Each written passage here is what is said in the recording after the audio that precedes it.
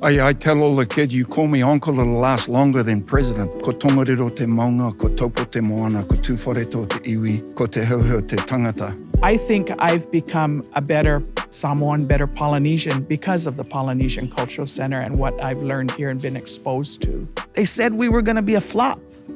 They said no one's going to drive all the way out there to see them.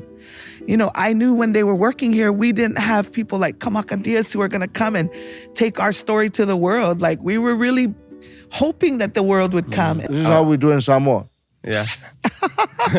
Hey, turn the thing off. Velina mai kako, welcome to Keep It Aloha, a podcast that keeps it aloha by being connected by one thing no matter what your background or culture is. It's not love, it's fear. The fear of a slipper in your mother's hand when you make her angry. I'm your host Kamak, and any Polynesian and some other ethnic cultures know exactly what I'm talking about. Let's keep the slippers on our feet for this episode though. I am so stoked for this special episode because we are here at the world-renowned Polynesian Cultural Center celebrating their 60th year anniversary here on the scenic North Shore of Oahu. This is the part in the podcast where I usually say, we have a great show for you today, but before we introduce our guests, make sure you buy our merch, sign up for our Patreon, or leave a review on Apple Podcasts or Spotify. But since I am so excited to talk stories with our guests today, I am jumping right into it. But not before telling you all to check out our merch on keepitaloha.com, sign up for our Patreon at patreon.com/kamakadias8, and leave us reviews on Apple Podcasts and Spotify. Okay, now let's really introduce our guests. Our guests today are the hearts and souls of the Polynesian Cultural Center. Our first guest is a New Zealand Māori from Tūrangi, Aotearoa. He is a BYUH alum who advanced through the ranks, working his way up to be the first ever Chief Operating Officer in 2008, and 5 years later was promoted to the #1 position, President and Chief Executive Officer of PCC. Our second guest is a former PCC student worker and also a BYUH alum from Samoa with over 40 years of employment, utilizing her multifaceted talents here until she worked her way all the way up to become the Vice President of Cultural Presentations. I am so stoked to talk story with them today. Their names are President Puatata Alfred Grace and Delsa Atoa Moe. Aloha, kia ora, talofa lava. Welcome to the podcast here at the Polynesian Cultural Center. How are you both doing? Good. Aloha, Kamaka. Nice to be here with you. Yes, and you're going to make your kids proud today, right? I promised I wouldn't mention Tereti, Sama, or Phoebe's names. So I'll try not to. You're doing say a great anything. job already. Yeah. It's good to see you again, Auntie Aloha. Delsa. It's good to meet you. I'm just so excited to be here, and I feel honored that I get to do this podcast over here because I came to visit the Polynesian Cultural Center earlier this year for the first time in my entire life, you know. 30 years, I've probably been to this side of the island maybe like 5 times, but I've never been to the Polynesian Cultural Center. As a local growing up, I'm from the Big Island, so I didn't spend too much time here. I always thought of the Polynesian Cultural Center as this Disneyland-esque kind of touristy attraction. And then I came here and my whole perception of everything was just crushed. I didn't realize there's so many authentic things about this place that probably over 70%, you can correct me on the numbers, of students here or workers are students from BYU or international students. And I was just so impressed by everything you guys are doing here. So I just wanted to give you guys kudos for that. Thank you. Yeah. Mahalo. That's exactly, that's our mission, is to educate, not just provide an education for the students that come here to work, but we educate our employees, and we also educate our guests that come from around the world. Nice. Yeah. I love that. But it was challenging. I was like you, Kamaka. When I arrived here, I thought, oh my gosh, I'm not going to do a haka for tourists, But then I realized that most of the guests really had a desire to learn a little bit more about us and so forth. And so to transition from being kind of, closed-mouthed about one's culture to actually moving into the sharing mode and the preservation and the perpetuation of it and helping people appreciate a little bit more in the islands of Polynesia, a lot of us go through a change of attitude as well. Definitely, here. yes. You know exactly what I'm talking about. But we have a great episode today, and we have 2 more guests coming after this, because I know you both have to get going. We have a beautiful background with an imu going, and it's such a cool experience right now. I gotta know, where are you from, where you grad, and what was it like growing up? And we'll go ladies first. All right. So I was born and raised in Samoa, independent Samoa to be specific. I attended the high school there called Church College of Western Samoa because it's under the British system. College translates to high school. And so when I graduated, I came here on an academic scholarship, and I loved it. A lot of my teachers in high school were graduates of BYU Hawaii, and they had talked about PCC and how fun it was for them to work here and go to school. And so I came with those expectations, and it was actually turned out a lot better than I expected it to. I ended up preferring to work at PCC and not going to school. So I took some semesters off, but I knew I had to finish school. So eventually I graduated, and fortunately enough, PCC offered me a full-time job right after that, and I've been here ever since. Wow. 40 years later, yeah? 45. 45 now? Yeah. Wow. Congrats. Ooh, auntie. Yeah. That's why you're Auntie Delsa. Yeah. I love when people call me uncle, even though I'm still young, because I just feel like it's such a sign of respect. Yeah. But I feel like for ladies, when you're growing up, they don't really like being called auntie, because I have friends who are like, oh my gosh, this young girl just called me auntie, or this young boy called me auntie. But as a guy, I'm just like, yeah, Uncle Kamako. I love it. So I don't know if you had the same experience. Yeah. You're a president. I don't know if people call you uncle. Oh, yeah. I tell all the kids, you call me uncle, it'll last longer than president. You know? So That's true. But Māoris typically introduce themselves using what they call a pepeha, which is kind of like an environmental introduction. So I would say, ko tongariro te maunga, ko taupo te moana, ko tūwhareto te iwi, ko te heuheu te tangata. Kei te noho au ki laie toku kainga. So I just said that my mountain is Tongariro, my lake is Taupo, my tribe is Tūwharetoa, and Koata. All my cousins would say, don't forget Koata and don't forget Ngati Toa as well, and they are my tribes. And the paramount chief, Te Heuheu, is our leader. But then I said, Laie is my home. So. Yeah, I could understand a few words because of my Hawaiian background. Yeah, absolutely. I loved it. It's so cool. And I went to a very small high school in Tūrangi called Tongariro, named after. Everything around there is named after the mountain, the river, the school, the rugby teams, and what have you. And came here to go to school. And unlike Auntie Delsa, I didn't take forever to graduate because I actually didn't care for school. Yeah, I just got a little shady here. Yeah, sorry. Yeah.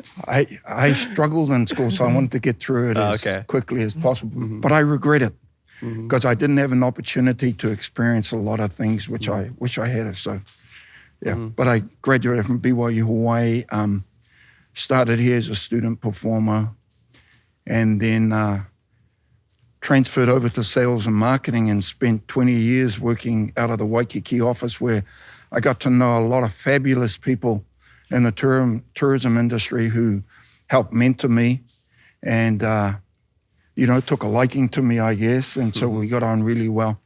And then transferred back here to take on an operations role and into this current position. Yeah. So over your many years here at PCC, for the both of you, what would you say has been the most rewarding thing working here? For me, it's working with the people, whether it's the coworkers or the guests.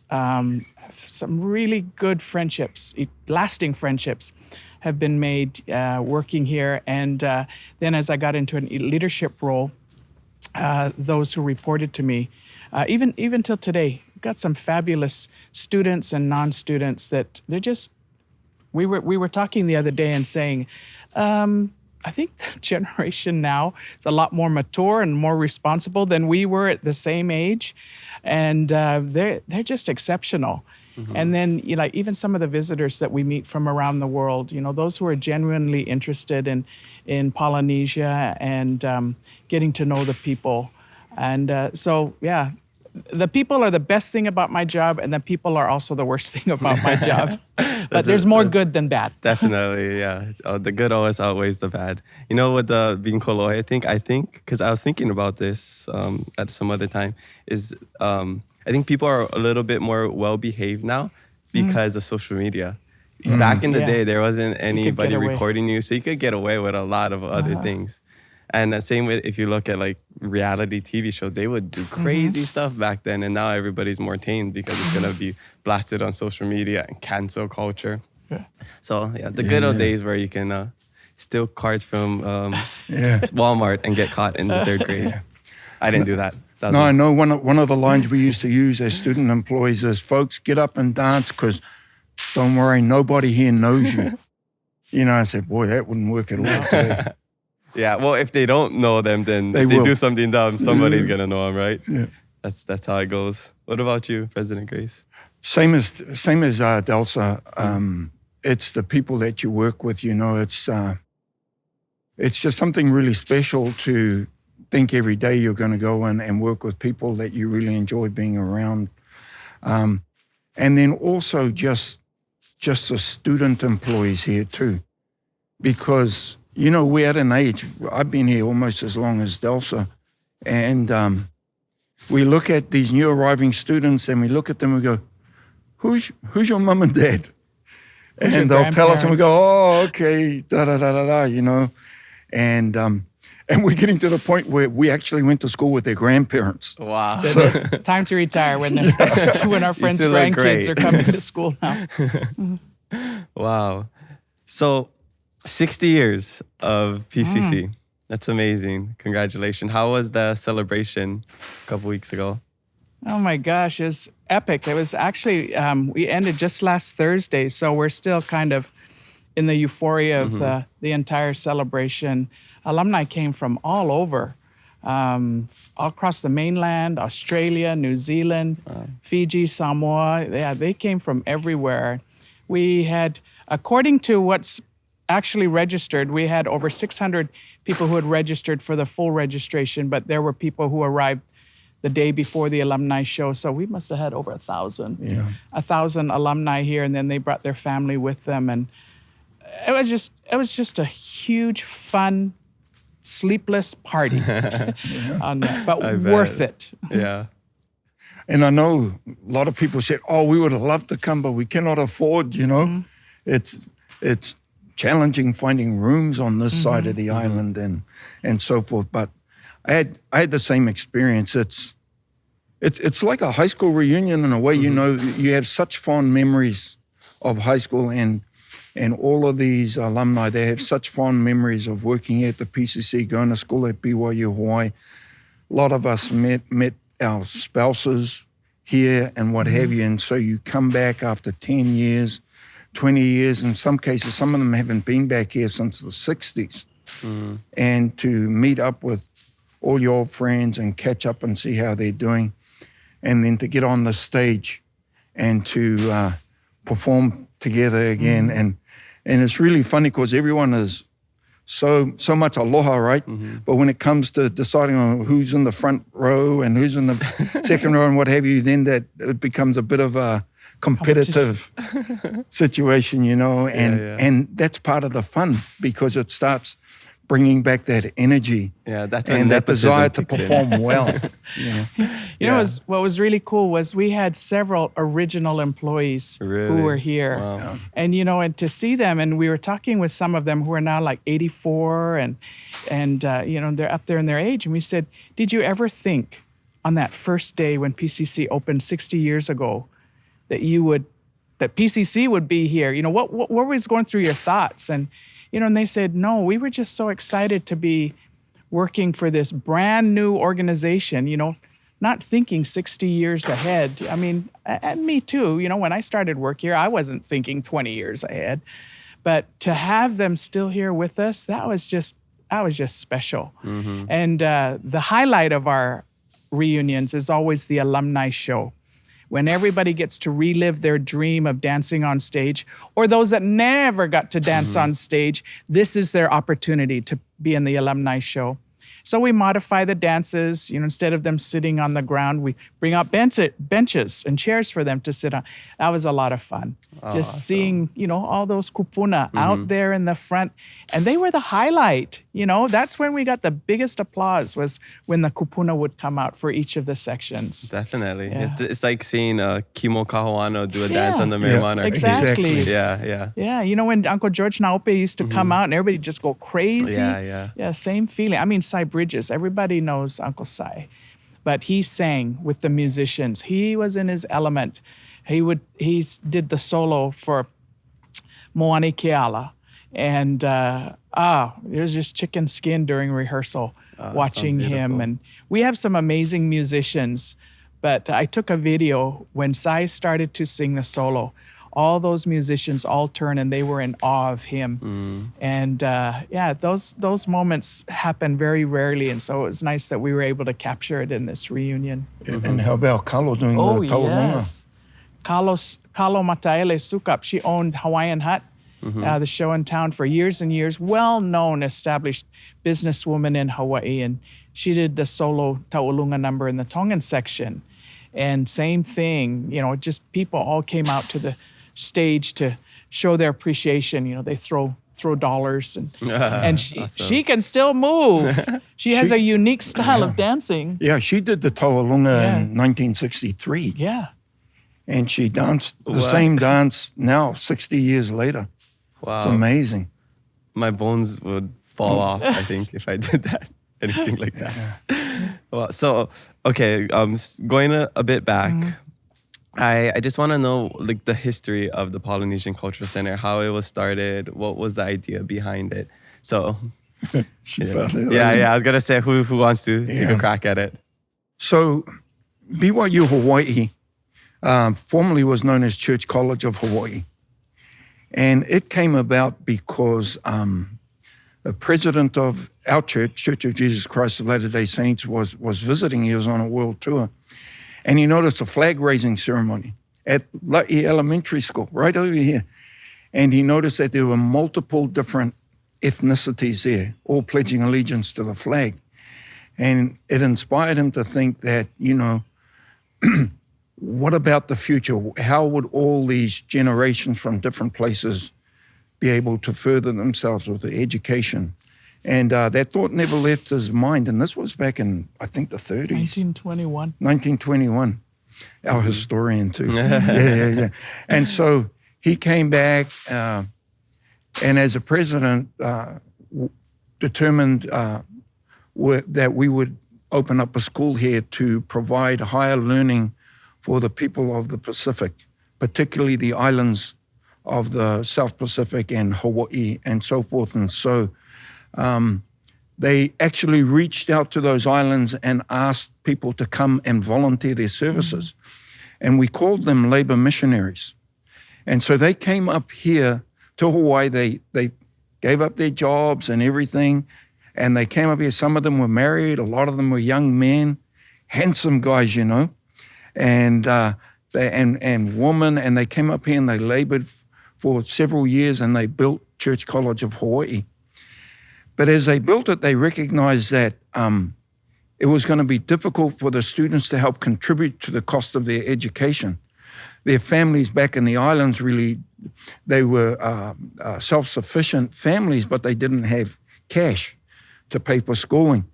And so they remembered a discussion that had happened years ago about the different Polynesians coming here to actually visit the temple here in La'i. And they had talked way back then about saying, what if they had their own villages here and they could cover the cost of their travel by maybe performing for visitors and so forth. And, at that time, and even at the time when they're having this discussion in 1960 and so forth, they're thinking, but there's hardly any visitors in Hawaii. There's like 100,000 visitors and not many of them come out here. Mm-hmm. But there'd been some things happening that helped inspire people. There had been the hokila down here at the bay, and a lot of people had come to that. the students had been going into town and performing at a show at the Hilton Dome, you know, predates you, I think, but Oh yeah, totally. I remember. yeah, called Polynesian Panorama. So we knew that there was some interest in it. So they decided that to start a center that would provide employment opportunities for the students attending BYU Hawaii. And so first and foremost, that's why the Polynesian Cultural Center was created. One, to share the cultures, diversity, and spirit of Polynesia while providing employment opportunities and growth opportunities for students at BYU Hawaii. And it's been an amazing experience. And we've had over 40,000 students have paid their way through school by working here, and millions and millions and millions of, you know, visitors have experienced that over the last 60 years. So that was why the center was created, to perpetuate our cultures, preserve, perpetuate, portray them, and then also to provide employment opportunities for the students. And so today we have around 800 to 850 students employed here at the Polynesian Cultural Center, learning valuable skills and also helping pay for their schooling. That's amazing. And when I learned all of that, when I had the tour from Auntie Delsa herself, she was educating me on all this. And I was just so impressed by the representation and how helpful this opportunity is for people to come to Hawaii and experience it. But not only that, but experience other cultures and, you know, coexist with other people. I mean, because that's what we need in life, right? More people need to experience that, you know, living with people that, you know, don't look like you, don't sound like you. Even though, you know, a lot of the Polynesian culture, we all kind of, we're brother sisters, right? Yeah. Cousins, whatever.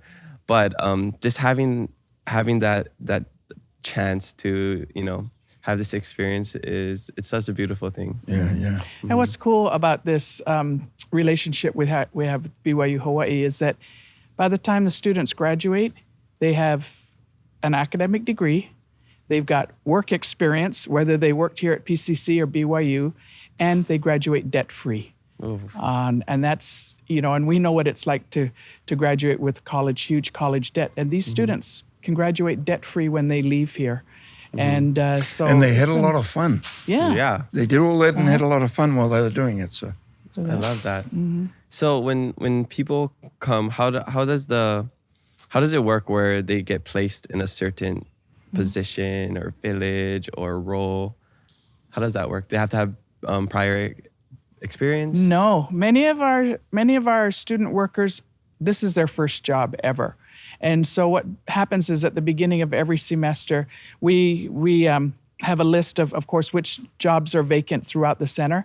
And then we have like a big job fair. All of the new students come and they list down, you know, where they'd prefer to work.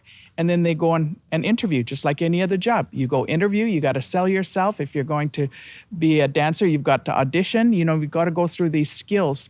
So they give them a little bit of coaching beforehand. And then they go through the process, and the managers or supervisors who do those interviews and auditions will make the decision as to who gets hired. And they get placed that way. So sometimes students don't always get their job of choice.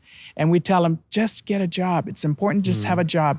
And then the job that you're interested in, you go and let them know that if an opening comes up later, that you would like to be able to transfer there. But in the meantime, make sure you're a really outstanding employee in the job that you're at, because supervisors talk to each other. And if you're going to be a lousy employee there, there's no way we're going to want you in the job of, you know, that you prefer. So it's worked out really good. And many of them will work in jobs that relate to their major, and many of them do not. For example, there's those that dance in the shows.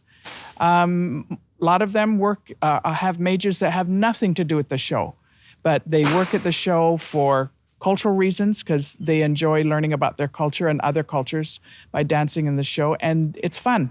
You know, it's their release. And so they develop a good work ethic, which looks good on any resume, even though it might not fit their major. And so every semester, this placement takes place. And then sometimes because of class schedule, they can't remain in the job they're in, and so they'll transfer someplace else. And that's just good advice too for everybody just, coming up, finding what they want to do in their career, figuring out what you like, what you don't like, but also, say you're a coach. That doesn't mean you're going to go coach for the rest of your life, but you get the leadership skills, Exactly. There's all these intangibles that you can take with you into other things.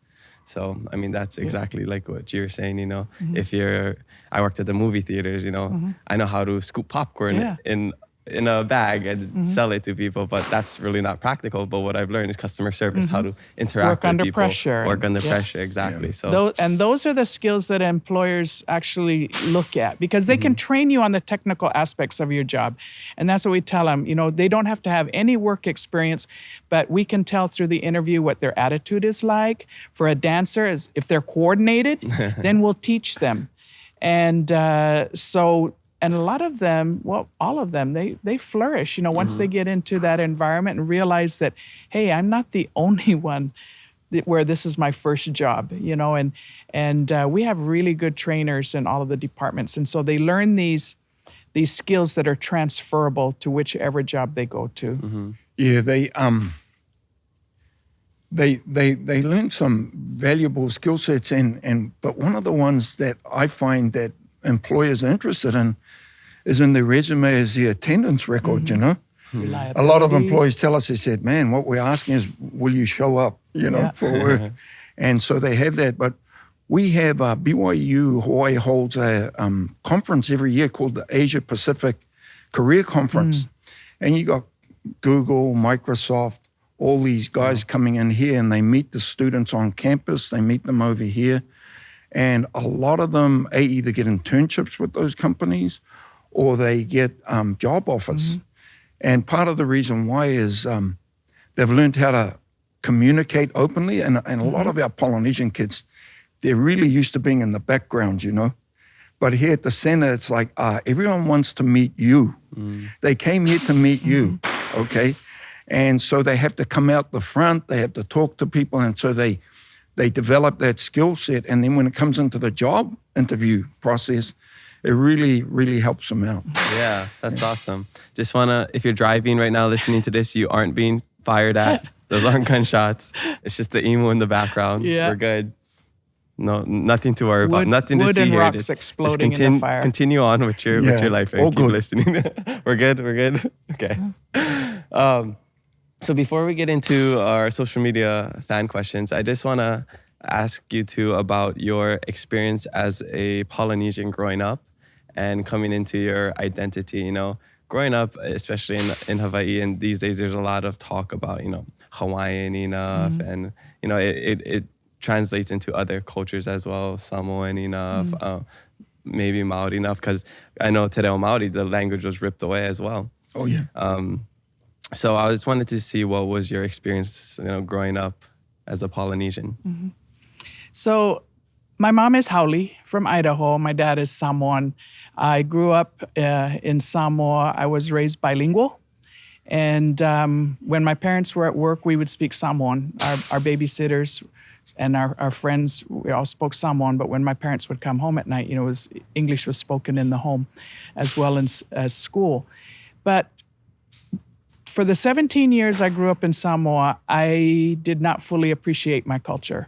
It was there, I could speak it, I could do these things, I was familiar with it, but I wasn't passionate about learning it at the level that I wish later on, I wish I had. So it wasn't until I came here to school and started working at PCC and saw how interested people were in cultures. And then all of a sudden, I don't want it to sound like I was never proud to be Samoan. I've always been proud of being Samoan. But working here just kind of increased that pride. It's like, wow, people want to know about me, about my culture. And now all of a sudden I'm grasping like, oh, what did Dad say about that? Or I wish I had paid attention on this. And so it was here at PCC that I learned more about my culture than I ever did in Samoa. And I learned to really be proud of who I am. And also, I really enjoyed learning about other cultures and our similarities, our differences, and I'm nowhere near being an expert in my own culture, but I admire those who excel in the language and in different cultural skills, and I just love learning about it and feeling their passion for it. And so I think I've become a better Samoan, better Polynesian because of the Polynesian Cultural Center and what I've learned here and been exposed to. Beautiful. I mean, I have a similar experience growing up Hawaiian immersion school, speaking Hawaiian my whole life. Never appreciated it. And until I studied abroad, and everyone's like, "Oh, you're from Hawaii. Yeah. There's a language there. Wait, you can speak it." And then, hearing those things out loud and thinking, "Oh, wow, barely anybody speaks Hawaiian, or barely anybody knows this culture. It's such a blessing that I have this under my belt."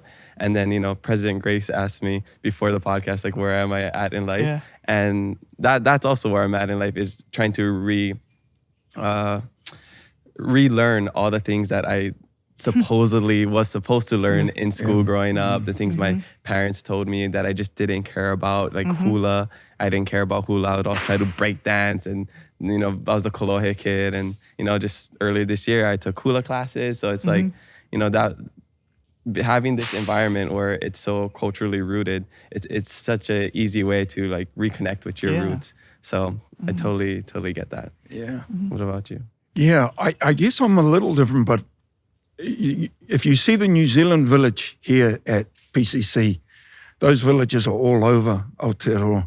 And so my memory growing up is I spent a lot of time over on our New Zealand village, which was called Hirangi Pā. And my memories aren't that good of memories because I was kaimahi. I was a worker. I had to set up the mattresses so people could come and sleep overnight. I had to help in the cooking and what have you. But as I got older and started appreciating what I was learning, I really enjoyed it.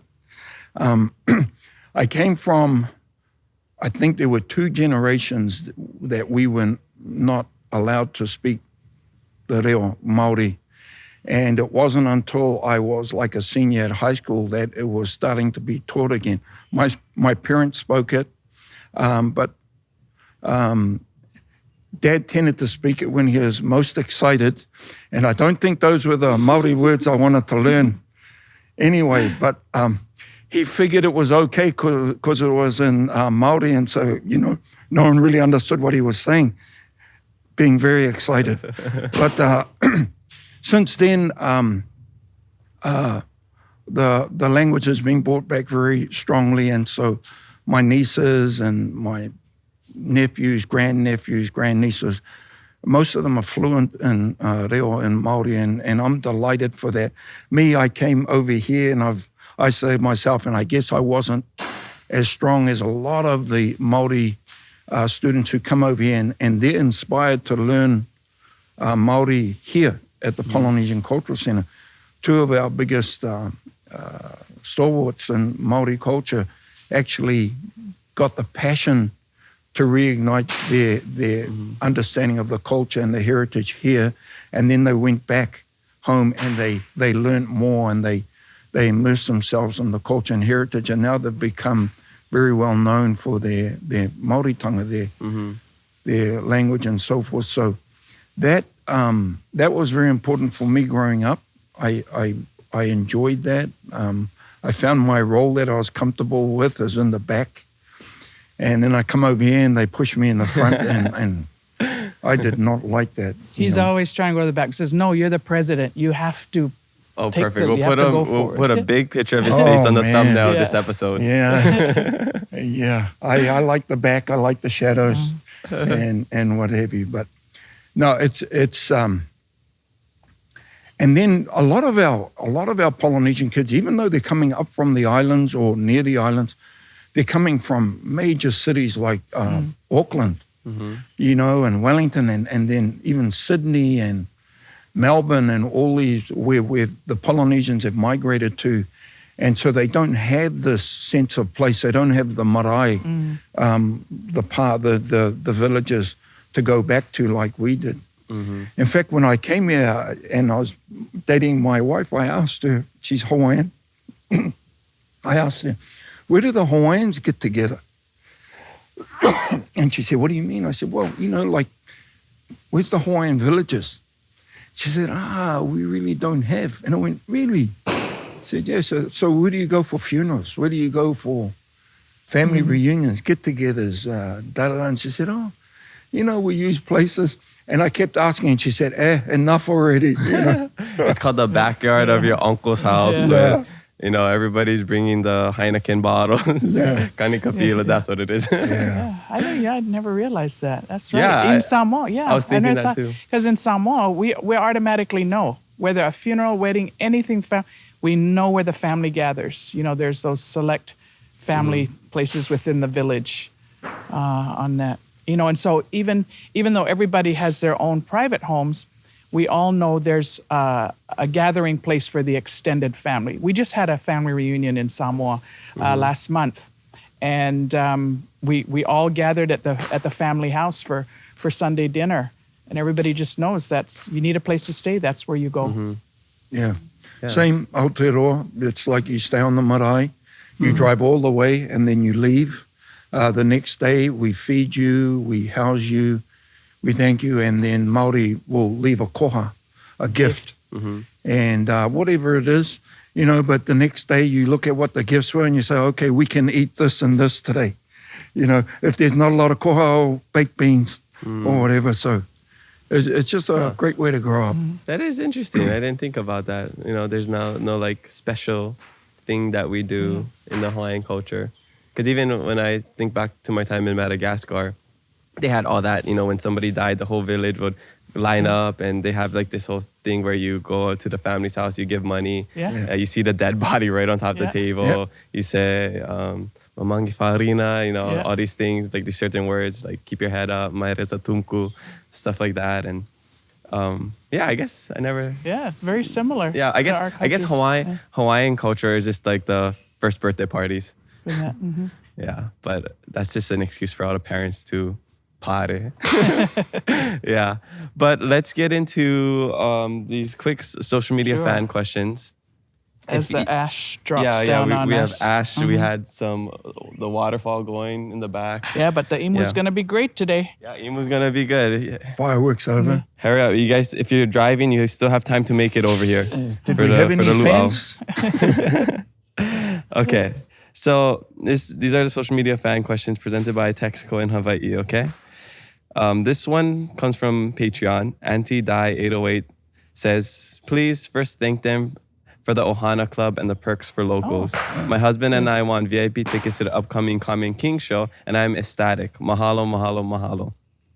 Why did you stop the haunted lagoons? Is there a chance of doing it again? President? Oh, you want me to? No, not very likely. Let me just say it was incredibly difficult to host that in a cultural center and have it vanish during the day, and so and then the same people who were working all day in the cultural villages were required to work all night in the haunted lagoon, and so. What was funny is we used to do it for 20 days, right? And at the peak, we had like an average of 2,000 people. So we had 40,000 people drive all the way out here, wait in line for 3 hours for a 30-minute ride. And we were so tired at the end of those 20 days that someone almost got shot because they said, hey, what are we going to do for Christmas? And we said, sit down, go away. So it was just really, really challenging for us to keep doing what we do in the daytime and then also do that at nighttime. It was just really taxing on everybody. So sorry about that. Yeah, sorry. It was fun while it lasted. It was, yeah. It's one of those novelty things that you can remember for the rest of your life. Unless you've never been there like me, then I'll never remember it. But then I don't know what it's like, so I can't miss it. Yeah, that's right. Okay, next question comes from Tere.Suinika. This person wants to know, how has the PCC impacted the community? Oh my gosh, in a big way. And, it's been reciprocal. The community has continues to bless PCC. There are so many functions that we do where the community comes out to assist and help. And also, too, we provide jobs. For example, myself, when I was approaching graduation, the thought of having to commute to town, I was dreading that. And so I was really grateful when I got the job here. And those that do work close to home, that's the one thing they say they do not miss is the commute time. Because between here and Honolulu, it's probably 3 hours round trip when you take the traffic into consideration. So we get to spend more time with our families. And like if there's our kids or grandkids have something special at school, we can just take a break from work, run over there, participate in their assembly, and come back. So yeah, jobs for the community and just being a good partner. Many of the community feel that this is just kind of extension of their life. I mean, even Iam Tongi last night, when he was saying, we used to jump on the trams and sneak over here. There are many community kids that do that. They know how to get into the center without a ticket because it's just their neighborhood. That's so funny. Yeah, and we love hosting things. So most of the schools out here, they do their May Day in the main theater, and that's something that we just provide for our schools, and they're amazing. Everyone loves them. Free of charge. We have great fun. Everyone who works at PCC, by default, you're supposed to be a Red Raider for life, and if you're not, then we make it our darndest to try and convince you. Or you disown them. Then you send them back. Yeah, you need to change. You need to upgrade. RR4L. RRFL. And so we love that part of our community. And what we like about Kahuku too is it spreads our community all the way down North Shore, all the way down Ka'aava, and wherever you are on the island. And so that all becomes part of our ohana out here. And we love participating in events. But like Delsa said, the community is just huge for the PCC. It's part of who we are. You cannot separate the community from the PCC. We're all part of it. We live here. We live in the community. We work here. Yeah. Kind of one and the same. Yeah, and I feel like I'm part of this community too, because I have two uncles through marriage that are Kahuku Red Raiders. So I'm Kahuku Red Raider by marriage. There you go. Bro. Yeah. We're basically ohana. Yeah. That's a good connection. I moved here my senior year in 2010, 2011 to play football at Kaiser. So I was a receiver and kicker. When we played Kahuku, because we moved to the red division that year, I was just a kicker. I didn't want to play receiver. I was like, first of all, I have to make sure I kick this ball into the end zone so I don't have to tackle any of these guys. And then after that, I'm like, I think I'm just be the kicker today. I don't need to play receiver. They're something else, that football team. You should have pointed out your uncles to them. Said, okay, that's my uncle. Well, they're on the Big Island now, so. Oh, okay. Yeah. All right. Next question comes from M. Hippolyte. Hippolyte? Oh, Yeah, you know who this is. Relatives. Oh, okay. My cousins. Okay, I was reading it like I'm reading Spanish. M. Hippolyte. Okay. For Uncle Alfred, does your family always ask for free stuff when they visit? And what's the first thing he eats when he lands in New Zealand? Yeah, those Maoris, they always ask for freebies. No, and sometimes, it depends on who they are. Like some of my cousins really know their culture, right? So we want them to come in. I want them mana'o. I want them to say, what did you think? Yeah, we always do that. Yeah.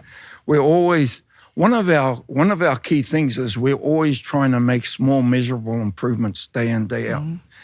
And when you look at it day in, day out yourself, you cannot see it. So you ask fresh eyes to come in, knowledgeable eyes. And you're like Uncle Si, when Uncle Si comes over here, we always ask him, What do you think? Uncle Si, what do you think? How can we improve? Da, da, da. And, sometimes he rolls his eyes and he goes, I just came to see my family, So there's always two things, but we all love having our family. And so consequently what we do, employees basically get free admissions and I'm saying this on podcast, but they get free admissions to give to their ohana. Okay. And so, so we do that. Nice. And since we're basically ohana, because I'm a Red Raiders fan, then I get free admission for life, right? Is that what you're saying? Well, you've done two good things. You've called Delsa aunty. That's number one, brownie point. Number two, brownie point. You are our Red Raider for life. Yeah, so you're good. You're doing well. And the other part of the question is, what do you eat when you get to New Zealand? Thanks for reminding us. Aotearoa. Well, it's funny. Every Kiwi here just dies to eat meat pies when they get home, right? But the thing is, we now have a Kiwi pie truck here run by some Kiwis, a swanky. But here at the marketplace. Right here at PCC that makes pies just as good as Aotearoa. Fresh pies. So daily. it was a little disappointing flying home in February because it's like, man, I'm not dying for pies because I get my pies now, But when we go home, it's a boil up. My niece, I miss the boil ups. What is a boil up? So we boil puha, Everything. which is, I don't know what's puha like. It's like dandelion. Okay. Yeah. Yeah, that doesn't describe, that's bad. It's much, Well, it's dandelion is a poor cousin. It's puha, pork bones, and also watercress, and you just boil them up. throw everything in the You pot. throw everything up and you boil them, and then when you want another feed, you reboil it and what have you. And my Hawaiian wife is looking at us eating this stuff, she digs into, but I miss boil-ups. Okay. Yeah. Cool. And I got just one more question, and then we'll go to our final part of this, because we have two guests waiting over there, very beautifully dressed. And, now you're talking about the real product. Yeah. I don't want to kick you two out, but I know you got a lot of other things to do. This one, this comes from let me see. What's it to ya one? Oh, I get it. What's it to ya? Nice. What's it to ya one? Are they going to change the night show back to how it was in the late 80s and 90s? Definitely your question. Well, that depends. Every time we change a show, and the current one we have, Ha Breath of Life, is now 14 years old, and it's still doing very well on the ratings. For the last 3 months, we have been averaging a 94% satisfaction rating. Wow. Excellent. That's 9s and 10s on a 10-point scale. Wow. And a lot of people still really, really like the show. So the saying is, don't touch it if it ain't broke. Exactly. And it sure ain't broke. It ain't. We continue to make improvements to it. And so when are we going to change the show? We haven't made that decision yet. But when we do, then there's a lot of thought that goes into it as to what kind of show do we do? How much technology do we use? What format? And so inspiration is open right now. Something about that, though, is this show, more than any other show, we've freely allowed it to evolve. So even though it's 14 years old, it's very, very different from 14 years ago. In fact, when was a Māori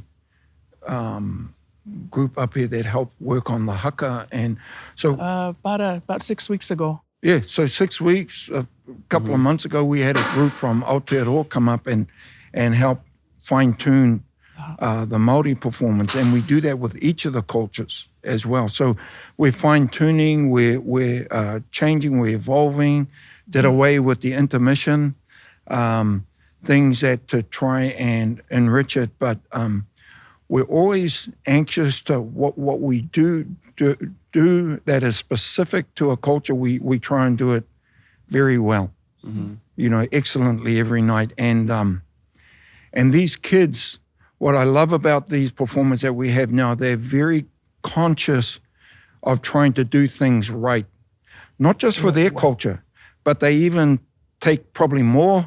feel more responsibility to make sure they represent the other cultures they're doing better, because they want to make those other cultures proud. Yeah. And that's important. Yeah. And I've been to that show. 10 out of 10. 100% satisfaction from this guy over here. Thank you. I loved it. All right, so before I send you off, even though I'm having such a great time speaking with the both of you, I gotta know, what is your life hack? Have you had time to think of a life hack that you want to share with people? So I'm a list person. I create lists for everything, because if I rely on my brain, I'm going to forget several things.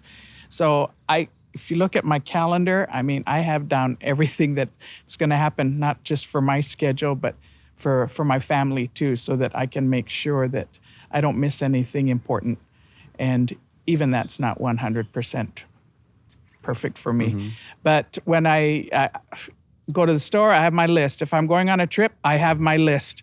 And I just update the list, according to what I need. And if I don't have a list, I'm kind of lost. So I live on lists and schedules. Yep, to-do list. I love them. Yeah, I'm kind of the same. I was trying to think, what would my wife and kids say? They'd probably say, yeah, if it's not on a schedule, then just forget it, So I'm constantly looking at my calendar on my phone and my to-do list.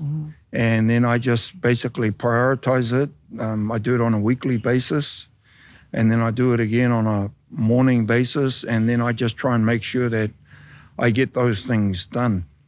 And, there's a bit of satisfaction when you accomplish those and you can just check the box, and so that's probably my life hack that I think has made a difference. Yeah. Well, mahalo for sharing, and mahalo for putting this on your checklist, your to-do list, and we got it done.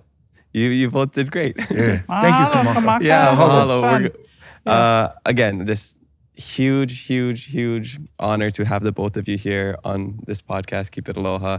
I really wish I could ask you so many more questions.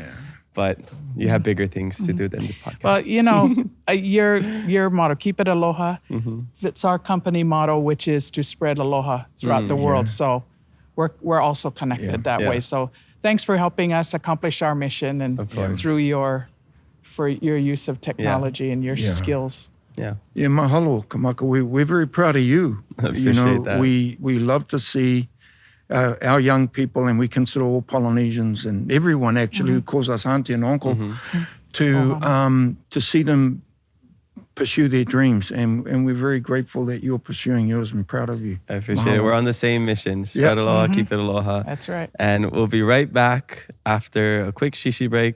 Mahalo to Auntie Delsa and President Grace. Mahalo. All right, we're back from a quick shishi break, and we have new guests in these seats, very well dressed. Before we get into anything, I gotta introduce them, all right? So our next two guests make their presence felt as soon as they walk into a room.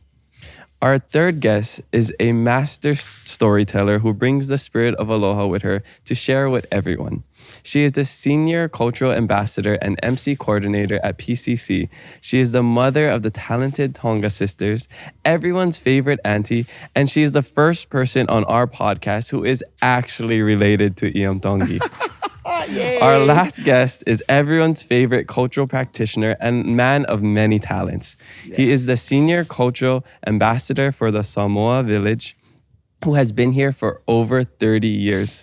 Although he is one of 28 siblings, he stands out from the crowd with his amazing skills with the fire knife, tree climbing, and effortless humor. He is the YouTube sensation and the face of Polynesia. I am so excited to talk stories with both of them today. Their names are Telesia Tonga and Cap Te'o Tafiti.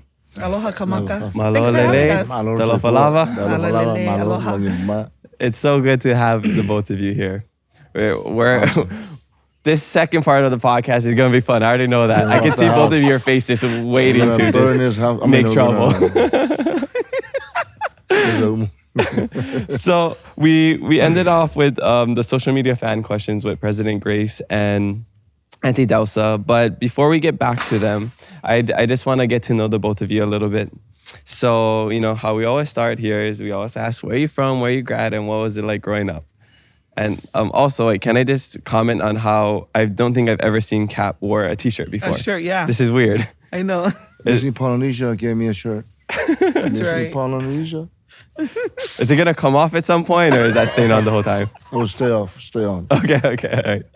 All right, so where are you from, where you got, and what was it like growing up? And we'll start with ladies first. Yes. My name is Telesia Tonga. I graduated from Tonga High School in Tonga. And my upbringing, I would say, if I had to describe it in one word, it would be abundant. I feel tremendously blessed. I realized I was nurtured by amazing people in my village, beginning with my parents and my grandparents. All of the experiences I had in Tonga. I was raised in Tonga, but born in Hawaii. So the fact that I'm living my blessed life here in Hawaii now is like, that's why I came up with the word abundant, because I feel like everything prepared me to return to Hawaii. And I am raising my 8 children here in Laie, and I have traveled all over Hawaii. You know, I had also been with Tiati Productions as well as here. So I think my childhood, it was abundant because I was nurtured with cultural,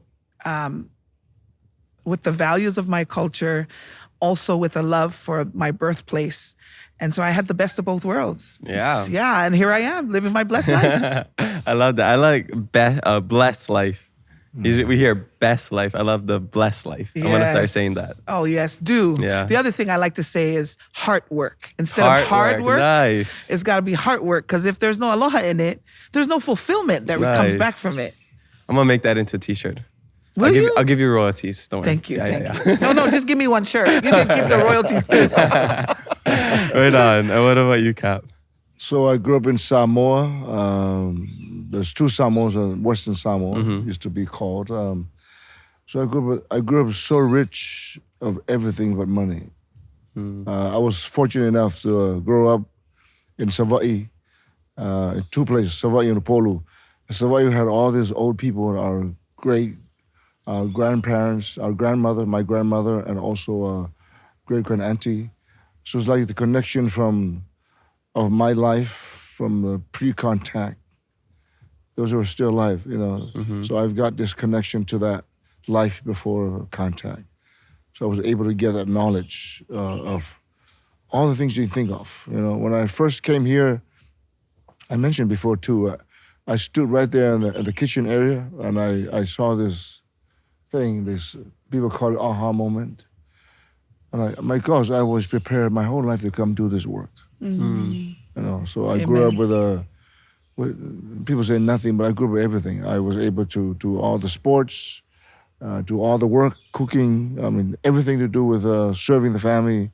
I did art, I did music. I mean, I was blessed, and I'm truly very blessed to come here and be part of this program. Just last week, we had the 60th anniversary. We were able to go back into play the band, the drums, and sing a couple of songs, and dance with all the people that I've, you know, haven't seen for a long, long time, over the last 10 years. So I'm truly blessed, man. I grew up with a school that had everything, and had all the sports available, had all the music, had all the. So I can say that again, you know, what Sia said, totally blessed. You know, there's no moment of saying, oh, this life is boring, you know. There's always something that you can do and relearn and learn again and again. So I'm grateful for my parents, my ancestors. If you go where I come from, our ancestors are buried right there where we live, and it's so good to know to come from a place where you belong and always go home, take my kids, take my boys now, they're chiefs, you know, got their titles, just connecting back to that place I love the most. I love that. And We're my all brothers living here, yeah. What all high living school our did you blessed graduate life. from? I went to Pesenga. Pesenga. It was Pesenga and Church College of Western Samoa, which is now called Church College of Samoa. Wow. So we really, all 3 of us are living our blessed life. You know, I'm here with you 2 at the Polynesian Cultural Center. I'm having such a great time. You 2 are some of the most popular people here at PCC. Especially this guy. I've seen him before I even came here. I see this guy on YouTube, social media. Kind of just became like all that stuff, man. The face, right? All the way from Samoa over here. Yeah. So how did you get involved with the Polynesian Cultural Center? So I grew up with a big family, a big family. Siblings, our siblings, people came to live with us. So they were much older, so they started heading out, finding education outside of Samoa, some in Australia, some New Zealand, and some came through the BYU Hawaii. So of course, there's a pathway that's already been laid out. You could follow that. So after my school, high school, I went on a LDS mission with the church, and right after the mission, it was like, okay, the next step is to go to BYU. Mm-hmm. So at the time, when you sit the test and you pass, I barely passed, passed the test. And so BYU and PCC bring their people to recruit people to come to work here or to go to school. So I got offered a job through the Cultural Center. So we came here, to work. BYU orientation, we had a big orientation before we got to do a job here. So I was coming through the center to just hang out and kind of see what was going on, because we're still new here during orientation. And there was a Samoan show, and the time to climb the coconut tree, and nobody was there to climb the tree. So I jumped out of the audience and climbed the tree. So the chief then, Fawono Vaifale Namla Ulu, said, I gotta have this kid. I started off doing this work without being paid, or it's just common sense. I'm Samoan, nobody's there, jump into the show. I love that. So I start working. This is my first job at the Samoan village. Climb the tree. I never miss. I climbed the tree. So I start doing the show. In a couple of months I was here, I was starting doing the show, the between shows that people, audience that are coming late or between shows, I would do because the only thing I have to learn was to now translate the information that I grew up with into English, and to make people understand what I'm talking about, because I was still learning English anyways when I came. So right after my school, I was doing a lot of things. I was doing the show at the village. I used to play in the band, between the band and the night show. So summertime, I'm flowing from here. I'm going to the village, play the brass band concert, go and show, dance at the show, and then it's going on and on. It's just love the work, love the concept of this sharing the culture and talent. And of course, every time you do it, you get better and better at it. So right after my schooling, President Moore was the president at the time, decided to, hey, come talk. Let's should really stay here and become an ambassador for the center. So that's, at the same time, I was selling artwork out of my dorm. I was a potter. I sculpted. So I start selling artwork. I saw the combination of what I do and what people say, what else you do? And, so people want to take a piece of that momentum, at home. So President Moore decided to give me a chance to work here as an ambassador.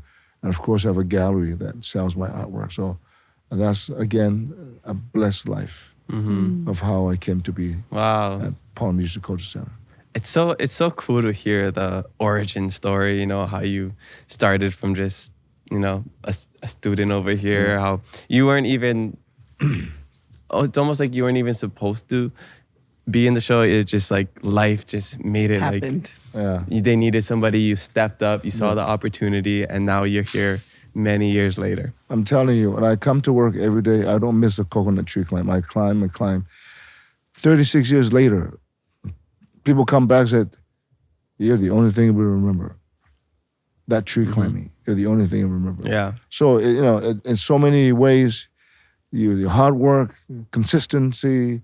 In fact, when I was at BYU and nobody showed up today for the show, the full-time workers at the time, people have their stuff going on. Nobody showed up today. And I hear my voice, my manager driving around in the BYU. Hey, they're looking for you.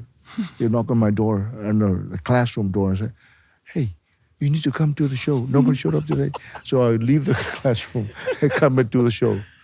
I mean, that's, to me, was total commitment to this place. I mean, I love to come and do the work, and just being part of the sharing this aloha. This aloha thing is unreal. You know, because I see every day. I see people coming in. If you're walking this way, you can experience it. You can walk this way and see people coming in and like, what is this place? You know, you see them walking the opposite way after. You're like, wow, that's crazy. You know, so it's truly, man, is aloha, is alofa, is aroha, is ofa. It's powerful here. People really, I mean, you come see my show, you can see people tearing up when I'm talking about the culture and how respect and how service is done, how I grew up. And some people just long for that. My son will come make the food for me and serve it to me instead of the opposite. Yeah. That's beautiful. When I went to your show, I was tearing up, but there were tears of laughter because of all the jokes you kept making and all your funny stage presence with the other performers as well. Thank you very much. It's so natural, yeah. I know, humor. it's so, I love it. So Auntie Sia, how many coconut trees have you climbed?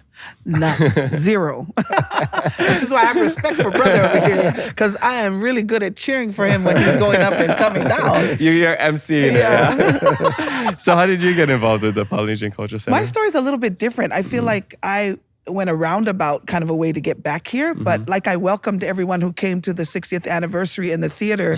I said, Waho'i kapiko. Everybody returning to the source. And that's what it was for me. By the time I ended up back here in 2002, I had come back to where I probably should have started.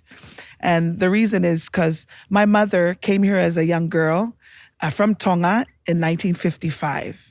She was hanai by an American couple that had served their mission in Tonga for the Church of Jesus Christ of Latter-day Saints, who were not able to have children. The Daltons were their names. And so my Papa Dalton became the first biology professor of Church College of Hawaii. And hanai, my mother, brought her here to Hawaii. And so she went to Kahuku High School before she ended up graduating from somewhere else on the continent in Arizona. So I have to say, because of that, the early beginnings with my hanai grandparents who came and brought my mother so early in her life, my mom ends up going with one of the original cast members, who's her cousin, Kalo Mataele Suka. Because they are cousins and were like sisters, she got her started in hula and dancing, not only here, but also in Waikiki for Tavana. And so I have to say, after graduating from high school in Tonga, my dream was to come here. Dance is my first love. It's life, Polynesian dance. My mother, I grew up with her running a Polynesian dance studio in Tonga. But what would you have it? I would end up graduating from Tonga High School and going on a government scholarship to law school in Australia. Whoa. So I kind of went all the way around the world to end up back here. Yeah. End up marrying Walter, Tonga, my high school sweetheart. We end up starting our family. We're living on the continent, traveling, working. I worked for a computer network training company, became the director of sales. I had worked my way from account executive all the way up. Then 9/11 happens and I'm living in Colorado at the time. And our company, which was a small ma and pa shop, ends up closing each of their offices one at a time. So I said to Walter, I need to finish school. I need to finish what I started at least. And he said, we should go back to Laie so that our oldest daughter, who was turning 5, could go to Laie Elementary. That was the draw, which at the time didn't make sense because my whole support system was now living in Utah. I could have had all my babysitters. I would have went to University of Utah, but we prayed about it. Got accepted immediately, came to BYU Hawaii, and I needed a job. And I thought, I cannot dance anymore, but maybe the next best thing is to be maybe a musician. So I saw an opening for the promotional team. The promo team at the time needed an MC, applied for the job. And I have to tell you, I realize now, I think in our wisdom, and now that we're a little bit older, I can look back with a clarity and see that that's why I made that comment in the beginning. Like I had an abundant upbringing because all the things that I was raised with the kind of oratory and Tongan, because that's my first language, has made it so much easier for me to learn the Hawaiian language because I was born in Hawaii, raised away from Hawaii, loving hula so much by my mother. Like all those things, raised by a family where composing and teaching dance is life, being able to do that in this community for the children. Like, I realized I thought I wanted to be a lawyer, but I'm doing something so much more valuable than that. You know what I mean? Because even though it might not be this world, we trade in currency, in money, but I know that the hard work that to me gives me fulfillment and also the kind of peace that allows me to know what true joy is, all of that is so valuable. It really is at the end of the day, you know? And so I was prepared in a special way to come back to PCC. I have gone and come back a couple of times. I was let go before because we didn't have the budget to keep me on as a full-time MC. I was depressed. For 2 weeks, I didn't leave my house because I loved so much the work that I did. I hosted the luau and basically was sharing the mo'olelo of Hawaii, the place of my birth, with the passion of all of me, which is also Tongan, which is like double, you know, double for me. It's like, and so when I had to not work here, it was very difficult for me, but it was the best thing that could have happened to me because my ohana, the Thompson ohana from town, then swooped me up and took me, and through Tehati Productions, I was able to have so many experiences in my life I wouldn't have had. And so coming back now to PCC, I am so much better for it because of the vast amount of experiences and the number of people that I've met and the things that my family has been blessed to experience, both good and bad, have allowed us to grow as people so that I could hopefully be a little more influential to the people that matter most, which are the people in my household and the people in my community, and then maybe the world at large when they come to us. But the work we do is important where we are. So that's how I ended up back at PCC. And I was sick last week. I felt sick to my stomach, knots. I felt like I was gonna throw up, all because my preparation to get to the stage to host it, I just felt not worthy. I didn't feel worthy to welcome all of the people who are the reason I can be here today.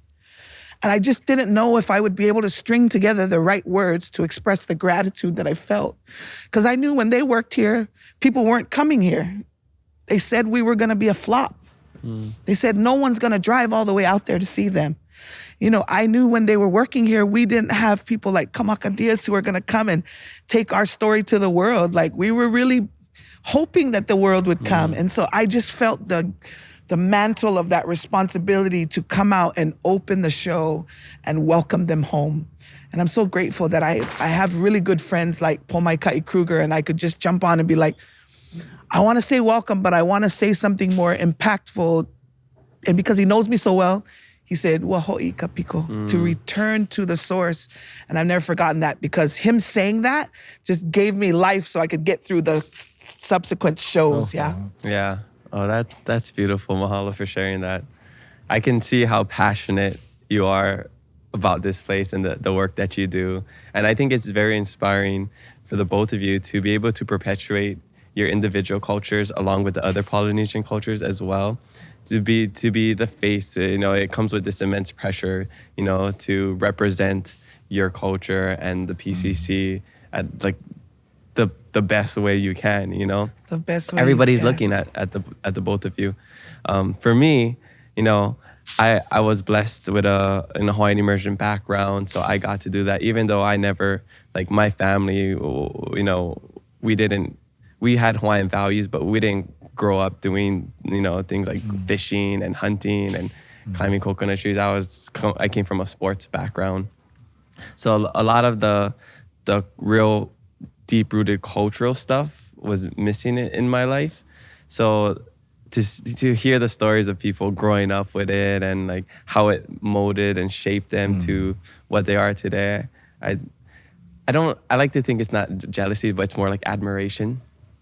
Because not a lot of people get that experience. And especially here in Hawaii, where there's such a mix of different cultures. Yes. You know, you could grow up here, but you grow up in a Japanese household. Yeah. So you barely know what the Hawaiian culture is. Yeah. You know, there's a lot of people like that. And that's why I think coming back this time in my life, I'm so happy for the resurgence and the fact that language is thriving.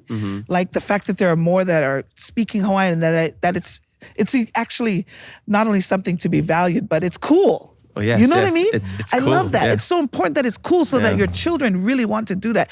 And that's another reason why we were motivated to get as many Tongans as we could in a 24-hour period to go to the Mauna. Because I want that for the Hawaiians. And I'm so proud that we've been able to see there's been success Definitely. in, efforts to celebrate and to put, to move forward with everything Hawaiian, na mea Yeah. Hawaii, Yeah, Maikai. language. And since we're on that Hawaiian language, I met my wife, she's from Waianae. West Side? Waianae. I was saying. Yeah, Waianae. So she was fighting so much for the Hawaiian. She was always constantly fighting for the Hawaiian language, where our sons now are fluent Hawaiians. They all speak Hawaiian. So it's important that we have this culture combination that all the Hawaiians, the Samoans, the Tongans are coming together to bring each other up. Because we've lost so much of our language and our culture and our ways of doing things. So met my wife, totally cool Hawaiian. She's fighting in Waianae to keep that Hawaiian language school, so our boys grew up speaking Hawaiian. So let's go to the Hawaiian class. Ooh, come on, we'll come late. I have to oli. So, ooh, come on, we're gonna go. You're triggering me, Cap. Of all the times I missed the pico and I had to go Oli to get into class. So my wife, I go there and only for my kids. Ooh, come on, yeah, oh yeah. So funny, man. So and it's just this Aloha thing, that it's bigger than us and all of us. So we gotta keep it alive, and it's the same. My show, my introduction is to show that Hawaiian and Samoan 5-hour plane 2,600 miles apart are the same people. I can't deny that. And of course us in Tonga, where it's like if she speaks Tonga, I understand very well. I talk to the Niihauans, I understand we understand each other. So they talk with a K and with a T.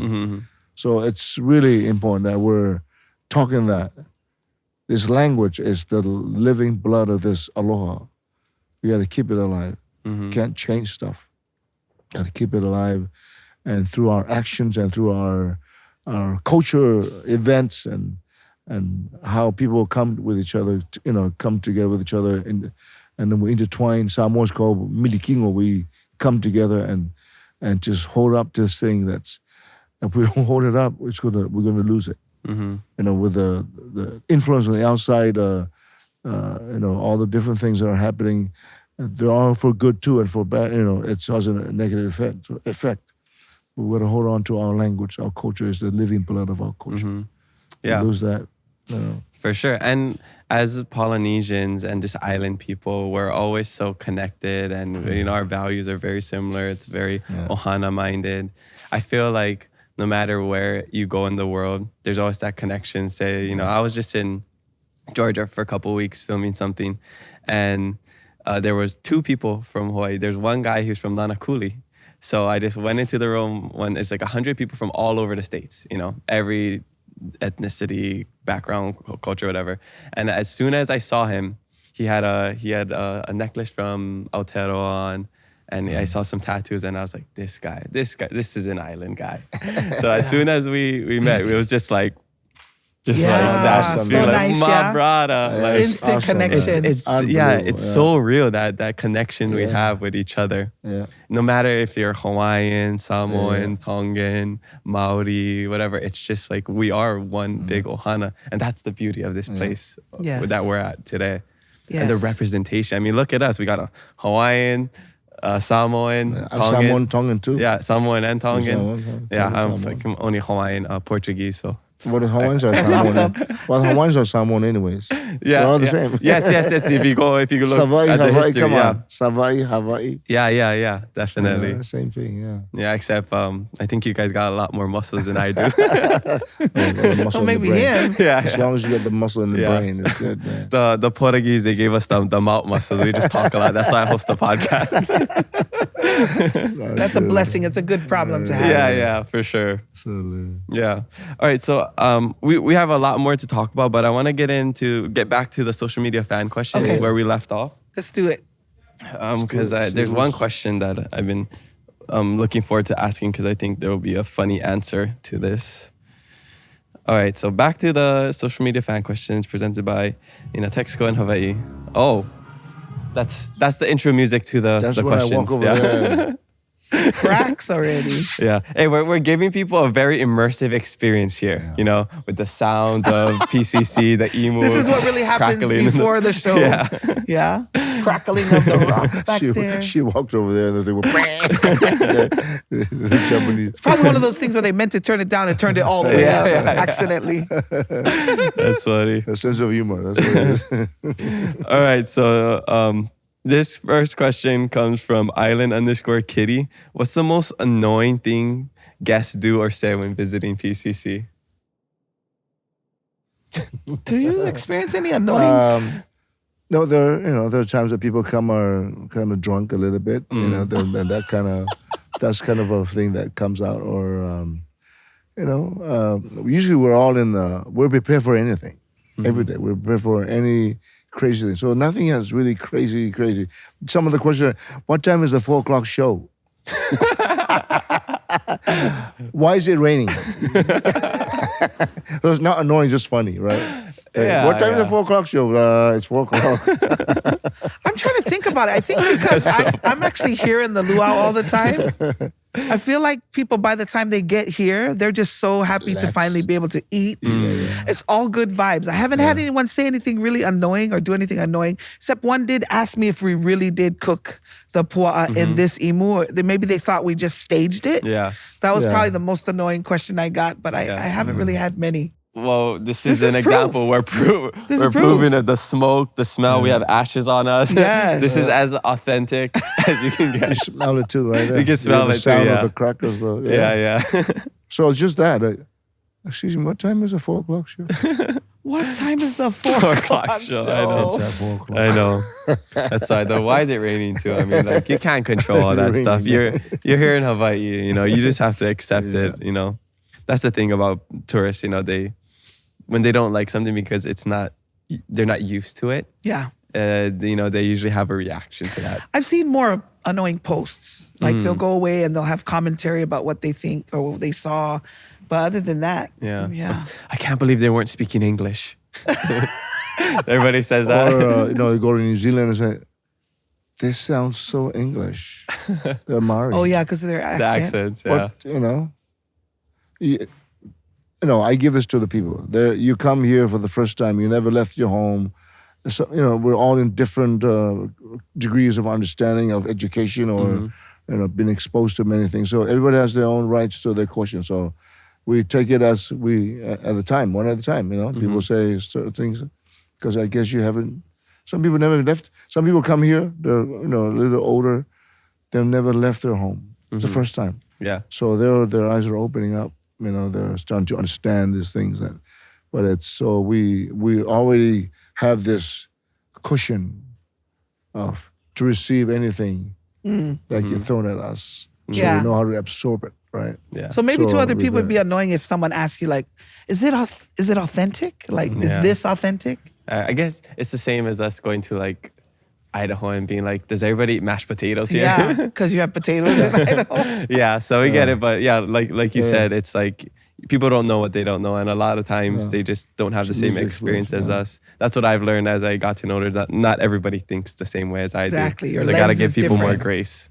Yeah. People, after the show, people have a deeper conversation. Like somebody's asking me, so Samoa is really peaceful and there's no war. I said, no, there's conflicts in every level between siblings, between, there's different levels. But in Samoa, we have this, like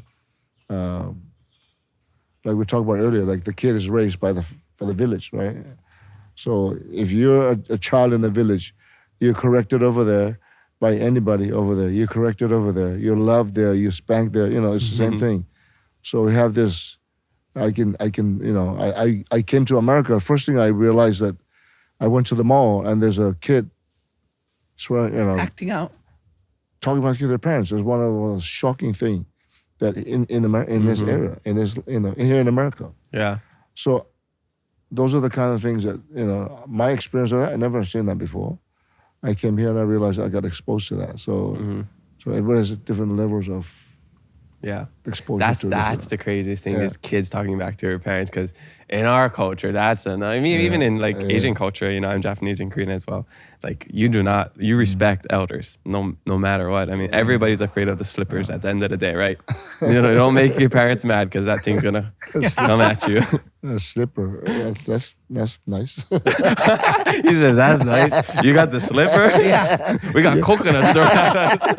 In Samoa, like, so if you get spanked with the most hardest thing, you're the toughest guy here in the rugby field. They got sasa, right? That's what they say. Sasa. Wow, sasa. Okay. My own question. What's the worst thing you've been spanked by growing up? Yeah, you go first. Have you ever been spanked at all? Gosh, I'd have to go way back to, the Senate rope, the kafa that we used to tie your tavala. Yeah. My brother and I argued, and my dad took the kafa off, spanked us with it. That's probably the hardest thing I've been spanked with. Yeah. And that was a long time. Like you said, I was a pretty okay kid. I didn't get spanked very often. Probably not as often as I deserved to. But I'm talking about the girls, Samoa. The girls girls, a lot less. You don't want to know what I got spanked with. He pleads So, with it. I'll put it this way. My father passed when I was 8, and I have a twin brother. So after he passed, you come to realize, my gosh, this guy was trying to push you to understand all these things before he left, before he left us. So it was very harsh. Anything you can find anywhere, I'll give you just one. So my father had a belt that made from the outside bike tire. So it's softened the bike tire and a belt. So it comes off, not the kafa, but the belt made from of that outside bike tire. So if it hits you, it goes around. Oh. And it looks like the bike just ran all over you and Yeah. left the mark there. Look like you got ran over by a bike. Yeah, it's like the bike right on the mud. It shows the Like the indentation skin, there. the tire the marks. prints. Yeah. So just that. I love my father. He laid a foundation for all of us. And my mother. So they really, all the knowledge that they had, it was all they had. Like we were talking earlier, like people just have whatever they had, right?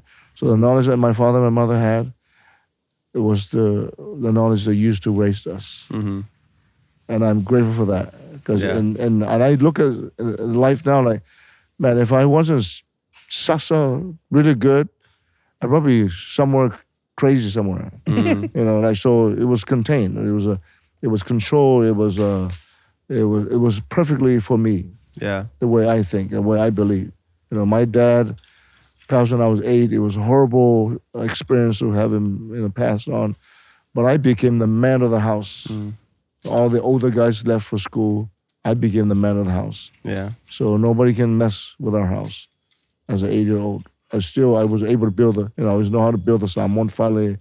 I did everything at an 8-year-old because the old man was on your case all the time. Yeah. So it was important. They built character. That was, when that happened, I became, my mother had just to give it an experience, my mother had this church thing going on. She was a president, and she was worried about who's going to make the umu and do all the pig and all that. I said, Mom, just go to your meeting. Came back, everything was done. Over the basket, it's just, she stood there and cry, knowing that, like gosh, I come to realize that I'm capable of doing all these things, and she's come to realize that, everything's okay. Yeah. That we're gonna hold on to this thing. The old man was tough on us because I am sure he knew he was going soon. So to me, that's that belt and many other things. Some of us need that. Yeah. And I needed that. Some kids these days need that for sure. Yeah, before I came here, my mom said, you're not going anywhere until you finish your mission. I'm like, okay. Yeah. You know, I'm glad I didn't come at that particular time that I wanted to come as a young man. Yeah. Awesome. Ready for that? I almost just cracked up because I saw Rado I know, almost me too. triple It in looked the like you back almost there. fell over Are you into good the over emo. there? It's like, nephew, you're trying to cook yourself in there? It's a firewalker. You can get up and go. Yeah. Let's go ahead and take a quick break. Yeah. Quick shishi break so they can finish this up and we'll come right back. All right, we're back from our other shishi break. Mahalo to our drink sponsor, Shaka Tea, for providing the best quality shishi in town. They just put the pig down. You guys missed it off podcast, but we can smell it. It Yeah, smells ono. We're for getting sure. hungry. Poor pig. Definitely gonna go grind after this. Poor pig. The pu'a. Wah. All right, where were we? Okay, next question comes from 808 Mossman _ Carly. This person wants to know, which is the favorite village? Of course, the Tongan village. Come on. They play the drum. Are you asking me that or are you asking Sia? Both of you. Yeah. Oh, man, you can't pick. It's like picking a That's favorite difficult, child. man. It's like, come I on. have 8 children. I can't pick a favorite child. So when I'm speaking to the 5th child, I say, you are my favorite 5th child. So, when I go to each of the villages, we're the cultural ambassadors for all the villages. We love that village when we're in that village. We That's do funny. the best we can to represent our village. So, hey, whoever's out there on that question. Tongan village, come to Samoan village, Mate Hawaiian Matonga village. Hamoa. Yo. Everyone, yeah. That's funny. I say it like to my certain siblings or friends, like I You're my only have favorite- one older brother. Like, you're my favorite older brother. Like my younger brother, you're my favorite youngest brother. Yeah, see? You know what I'm saying? Hey, got welcome it. to Samoa and Tonga. Yeah, Because every village has its strength, yeah? definitely. And we definitely can feel what makes us all the same in terms of Polynesian cultures. But It's an opinion, anyways. yeah, it's Yeah, an yeah. opinion, yes. In my opinion, they're all amazing. Yeah. Just come here and experience it for yourself. For yourself. As yes. a whole. As a whole. There you go. As a whole. Then you'll have your own opinion which village is right. the best. Yeah. All right. Next question comes from Nico _ O. Does PCC do anything special for AAPI month, Asian American Pacific Islander month? Is there any special things going on during that time? I feel like because we're celebrating Pacific Islanders every day. the special thing is every day, girl. Come every day. We got you. Yeah, we go to Asia Pacific, all this different grouping, Hey, we're all the same. We've been doing it. We do it every day. Yeah. If you come to Hawaii, the mountain part, we celebrate you every day. The Asia Pacific. I do a luau in Washington, Tacoma. Really? I've been every August. there. Okay. And this last time, I went twice. Nice. So to help the Asia Pacific Culture Center there. So Why Tacoma? It's specifically? another Asia Pacific Culture Center there that's Oh. That invites you. holding really Oh, nice. having promote culture. So it's really I've been going there for the last 20 years, something like that. Yeah. Large concentration of Hawaiians out there. For For Tacoma, sure. parts Yeah. of Hawaiian. Washington. The whole West And Coast. luau, in they all general. come, man. They all come. Yeah. And we had the pig and all that. Yeah. Nice. So we celebrate every day. Either we're Awesome. here, over there. Yeah. Just point in a direction. They're celebrating. Under your chair, you're celebrating. There, you're celebrating. Yeah. All right. Well, mahalo everybody for the social media fan questions. Make sure you leave some for our next guest, and maybe a question will make it on the podcast. Thank you for finishing up the questions for our president and vice president. Oh, well. Do they have any for us? No, I have the questions for you Oh, guys. good. right. Okay. Yeah. Bring it on. So we're coming to the back end of the podcast, and I like to ask all of my guests, what does Keep It Aloha mean to them? It's the name of the show. It's something I like to do every day of my life. So in your life, how do you keep it aloha? See ya. He says, you first. So for me, aloha is actually, for me, the way that I'd like to live my life. I wake up every morning because it's actually my responsibility in Kuleana here at the Polynesian Cultural Center to host the luau's. But as a mother on a daily basis, I actually every day need extra aloha, to be able to remember the source of all things, of who we are and how important it is to nurture our relationships with one another and with this place and where we are. And so it's really important for me as a mom on a daily basis, because I'm having to love and nurture teenage and 20-year-old women who are sometimes hard to deal with, and I can see them for who they're going to become, not for who they're being at this very moment. It really does help me become a better person. When I see others, just having grace for them and having grace for all who come around me because of the grace I have received. There's no way that I can share aloha without having it. And I feel like at 48 years old, I'm at 48 now. You look young. Oh, thank you. It's the makeup and the lighting. It's the CGI and the AI that we just added on the podcast. Yes, the AI that you just added is really good. But I have to say that, so keeping it aloha for me every day is making a concerted effort to remember the grace that I'm receiving daily so that I can share that with others. And it isn't hard. It really isn't. And I'm finding that I don't take myself to spaces or associate with people, places, things that don't feed into that don't give me more aloha so that I can share aloha. I don't spend my time or effort anywhere where there's negativity, where I will continually, lose the aloha that I have. And so I feel very blessed that what I do on a daily basis at work is conducive to that. Because if I'm having a hard day and I come to the luau, I go back filled with more aloha, with purpose, because I share the story of Liliua Kalani every day. And if she can face life's most difficult obstacles the way she did, then I can be steadfast in doing the same. And as a woman, it's very empowering to have that, to be around her music, to be around hula. It's so zen for me that keeping it aloha, I feel like I'm so blessed that my job, quote unquote, allows me to live a life that continually breeds aloha, and I feel like my faith has a lot to do with that too. Ah, beautiful. Onipa. Onipa. Awesome.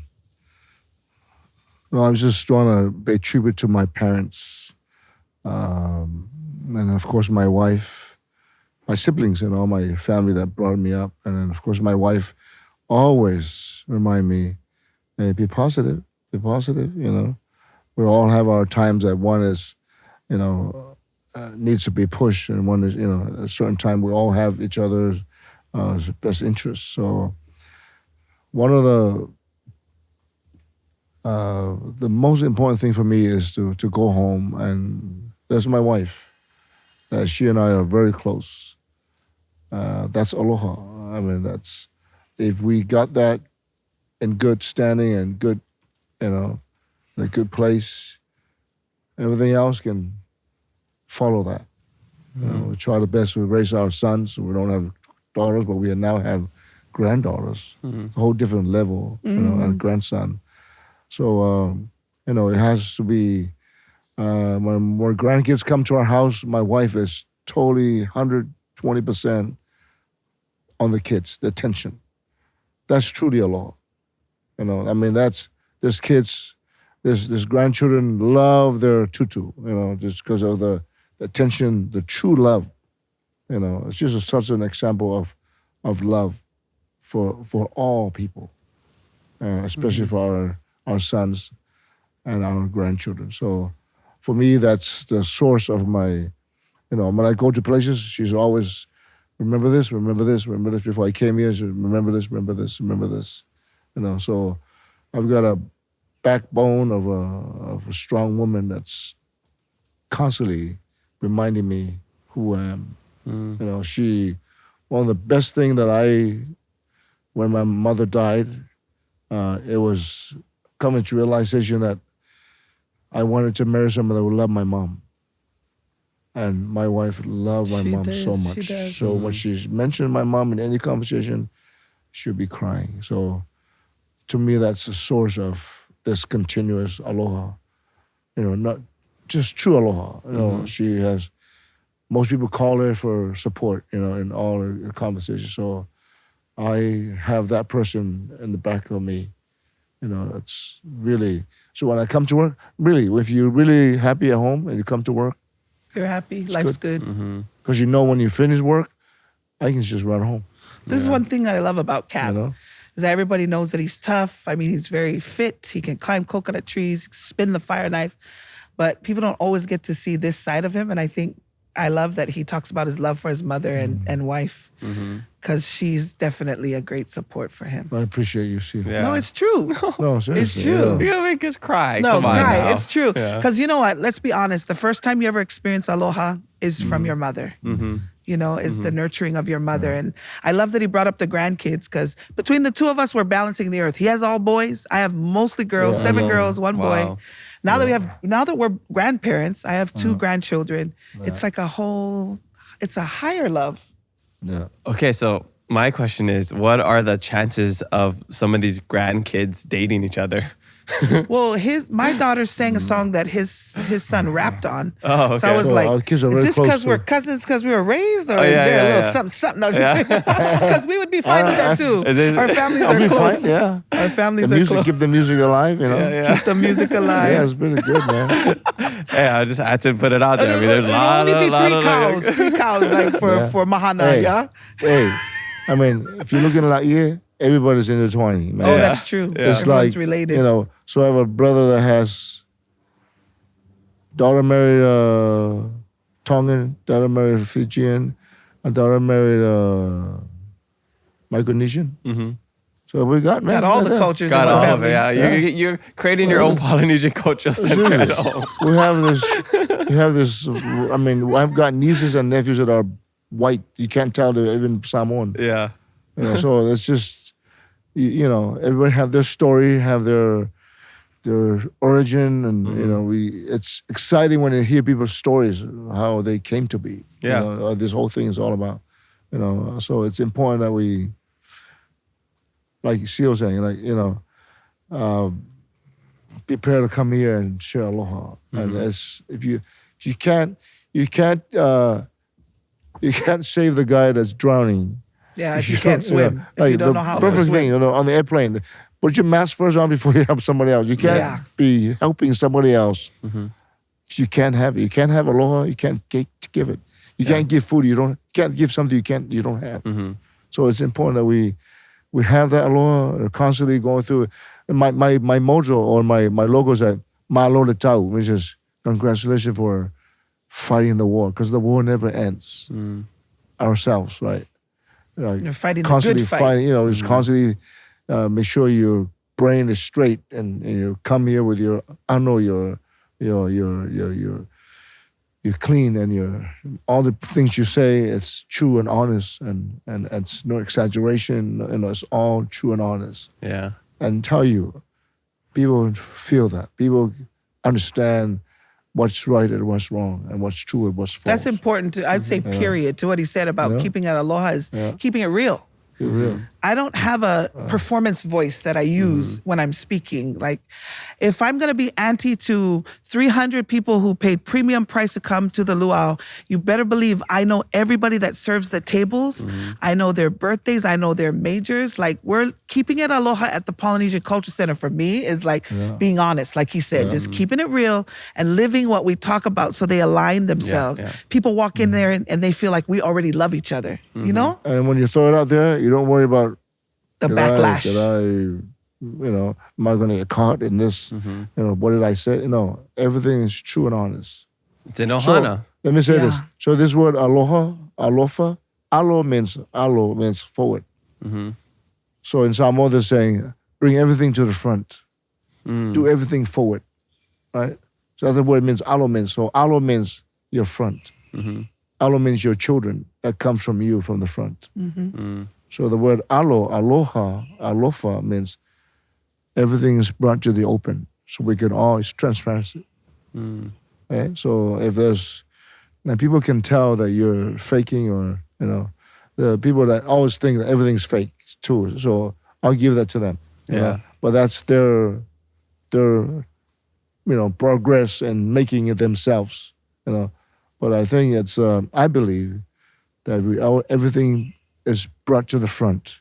It's called in Samoa called lumamea, which is bring everything to the front so we can all see and nothing is done in the back. Nice.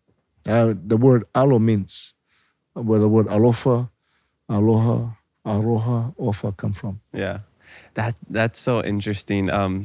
So I'm going to get a little nerdy here with the Sure, etymology of the words. Sure. So I lived in Madagascar for 3 years and I learned Yes. Malagasy, which is an Austronesian language, same as, Yeah. As all of Samoa our and all of languages our are. languages. Yeah. So aloha, or they say aluha, because the O is a U, you pronounce it as a U. Yeah. That means front, in front as well. Yeah. And a lot of the words are similar. Yeah. So I wanna try to say a word in Malagasy and see if you guys can guess it. Okay? Mafana. Mafana is mafana for us is like warmth. warmth, Yeah. or like closeness. excitement. Yeah. Or closeness. Yeah, or like closeness. mafana, like somebody that's really close friends. That's mafana. Yeah. It's Yeah. the same exact Yeah, word. mafana. Yeah. Wow. Mafana. Mafana means warm. For both Mafana is Samoans and Tongans. so they say Wow. you have a very close relationship. Or mafanga. This guy's relationship is really mafana. Could be a word that it describes an emotion. So it could move you to tears or move you to dance on the table. Yeah. Like it's extreme emotion. And then also mafana is warmth. Yeah. That's what mafana fana. Yeah. Yeah, There's a song, mafana Mafana means Fana. warm or warmth. Yeah, It's it's a true. warm For relationship. both So our, it's- our languages. Yeah. Okay. Same thing. Cool. So the word is What does called it mean in Madagascar? wingalasi. Same. Warm. Really? Yeah. So Fire. there's some other terms are wingalasi, which is one word has different meanings. Yeah. All different meanings. So Okay. mafana.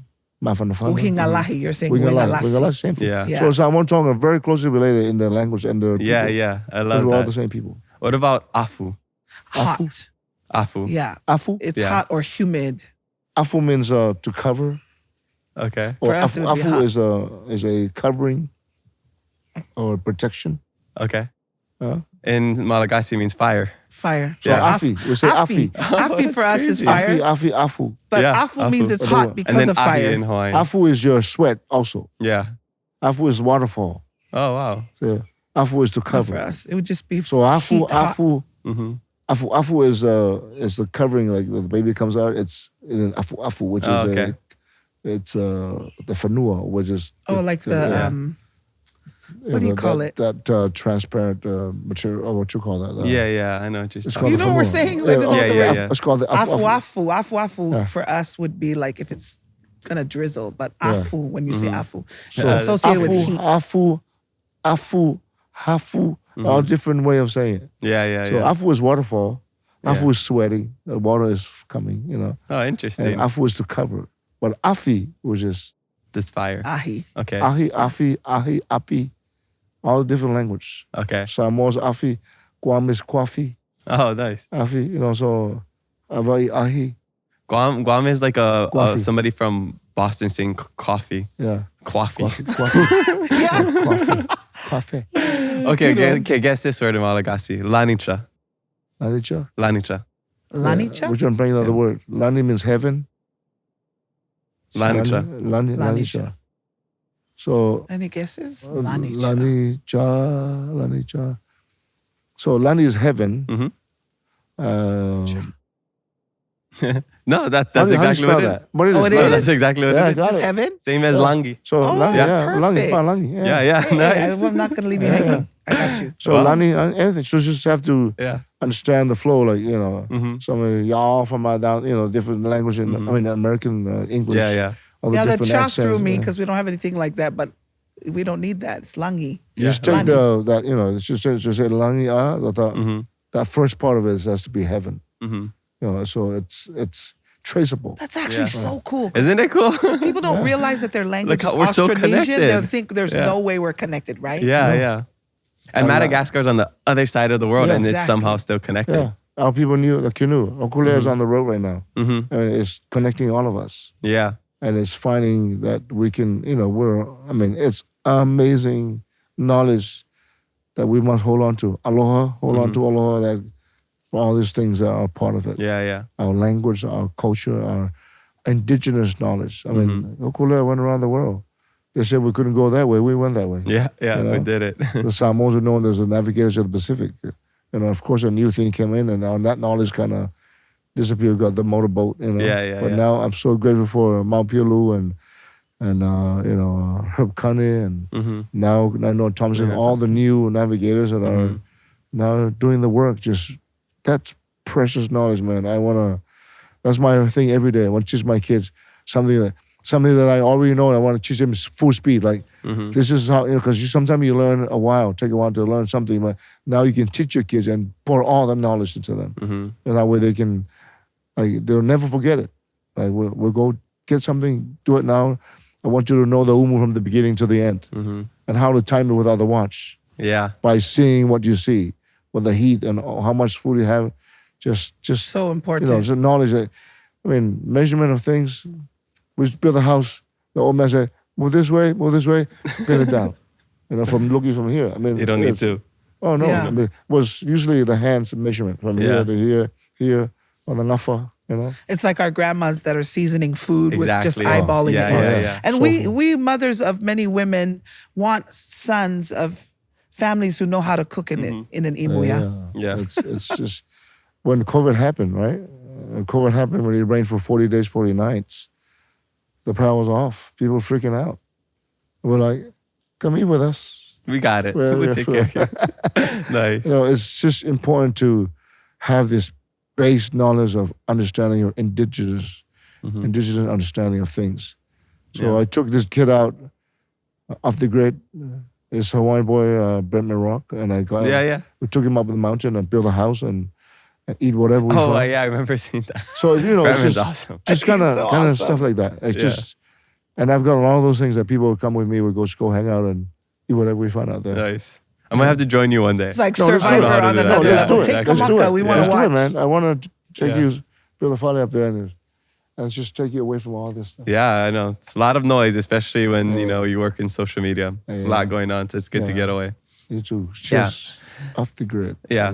One question that I'm curious of is I started thinking about when I came here for the first time is that how all of our cultures kind of coexist, but I feel like there's still a little bit of a disconnect, especially with Hawaii and the rest of Polynesia. Yes. I feel like Hawaiian culture, and this is just my opinion, is almost like the high maka cousin of Polynesia.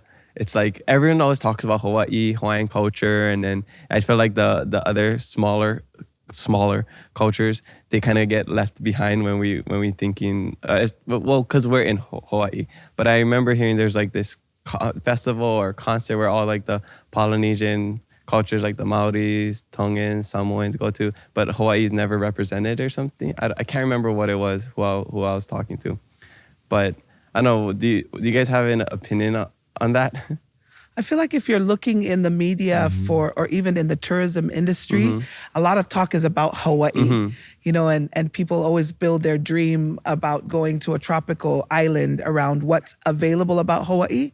I don't feel like there's a disconnect necessarily here or maybe in being in Hawaii with the other cultures because of what we do on a daily basis to represent all the cultures and celebrate what makes us the same, but also what distinctly makes us uniquely different. I do know that Hawaii is not as involved when it comes to a lot of the Pacific festivals.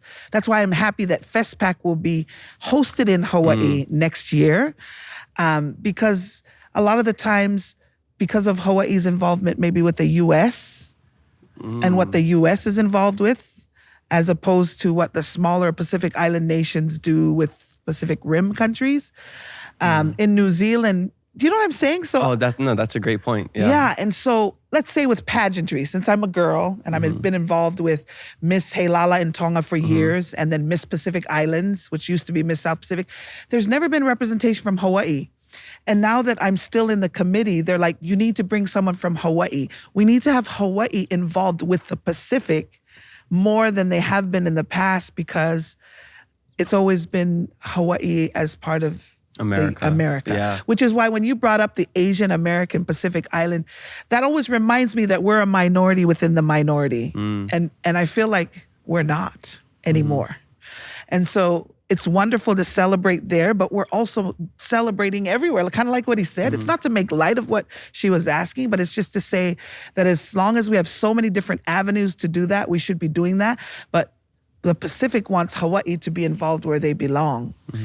And I feel like the Hokulea is one of those reminders that when it first sailed, it went to Tahiti, and all of the islands received the Hokulea back in '76, the traditional way of each island.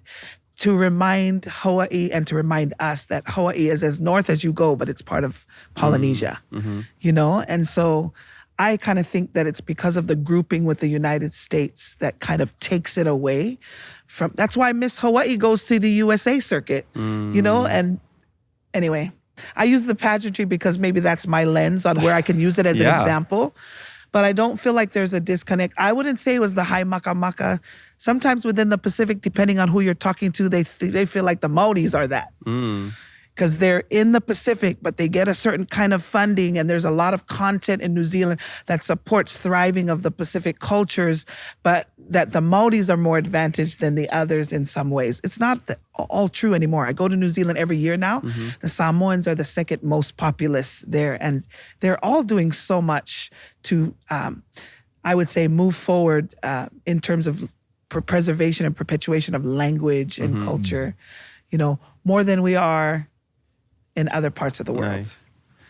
Nice. That's a really good point. I didn't think about like the lens of it being under America. So a lot of times it gets roped into that. And especially because like, you know, we were colonized and all of that. So a lot of it's like American culture, westernized, you know.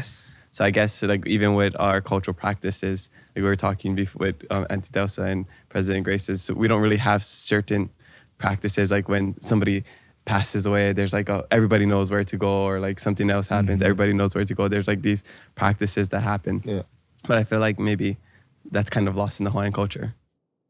So I believe it's being revived. We're all seeing from different lens, right? And depends who's talking, who's making the comments and all that. But I believe that, you know, Hawaii struggles so much with many things, culturally, especially the language. So if you have the Samoans wrapping up in the Samoan and Tongan, the Hawaiians are just trying to get back to that level. So of course you feel like you're not in the same level as others. So I can see the struggle in that. And of course, in different levels, if you look at finances and all the wealth and all that, we're attached to America. Maybe we have, maybe that's why, we got this, we got that. And when it comes to culture things, we have, the Hawaiians are the less aware of ceremonies or really know, because I've been to a lot of ceremonies, and we come and bring the culture that our people still practice today. You know, we can go today to a village, and we settle in the house, the chiefs will come.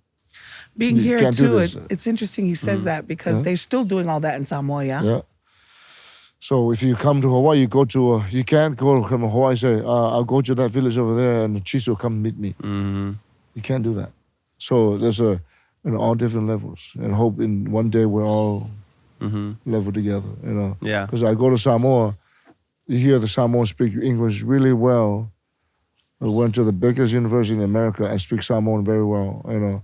So we have this benefit of both worlds. Like you got your foot perfectly stamped there, and you're still here. You can come with your PhD and take your clothes off and wear your lava until the chief meeting, and you fit right in there, right? And then in some cases in the Hawaiians, we're totally American, and maybe that's why some say, "Oh, the Hawaiians look down at us," and some say, "Oh, the Hawaiians are Hawaiians. We cannot really come in."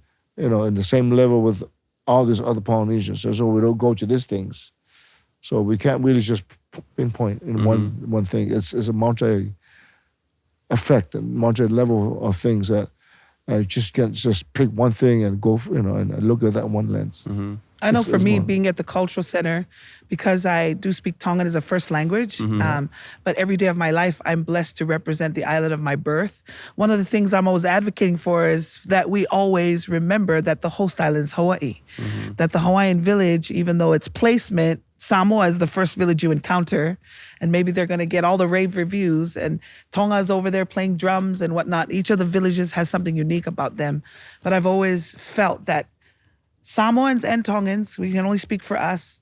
Fa'aloalo and whakapapa, respect is really important. And if we don't have respect for the island or the aina in which we live, then we are a farce. And so it's really important that we're respectful of all things to do with Hawaii. And I feel that with your question regarding where Hawaii is placed with all of the islands, that right now, as we make strides forward in efforts around the Pacific, that the Pacific should reach to Hawaii to reel them in, just as much as the Hokulea went around, that we not exclude Hawaii from all of the Pacific festivals that happen with regards to arts and all of the celebrations that are happening on that side of the world, that we continue to reach over and bring Hawaii in.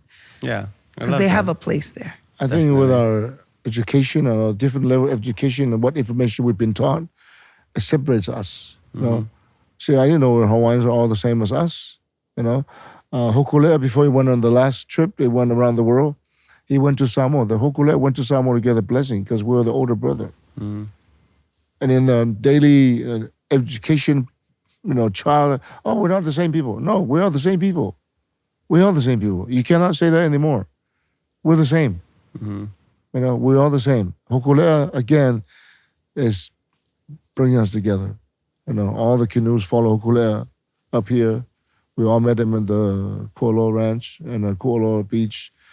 It was an amazing feeling to know that here we are again on our canoe, the canoe people brought us again. It's the vessel that brought us again. In fact, if you look at the tattoo here, the first part is the canoe. Just take it all off already. The first part is a canoe. You know you're uncomfortable in a shirt. Just take it off and show him the tattoo. So if you look at the canoe, let me show take you. Take it off. Here we go. That's okay.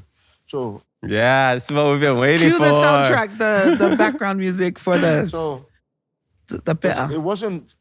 It wasn't just put there. It was put there for a reason. Yeah, yes. It was the journey. The journey, the knowledge of the ocean, the navigation, the providing for the family. So it's important that the tattoo, not just a thing of, I got the tattoo. No, it's symbolic of that. If you look in the house there, all the sight lines here, all the paralleling of the wood shows the family. The family is the value, the center of the universe. We break family down, break society down. And the belly button here is my connection to my mother. The pico. The pico, like you said, come back to the pico. Wherever you go, you come back to this. That's why a lot of Samoans out there got the tattoo. They don't speak Samoan. They live outside of Samoa, never been to Samoa, because it's our link. If the tattoo is your way back home, let it be the tattoo.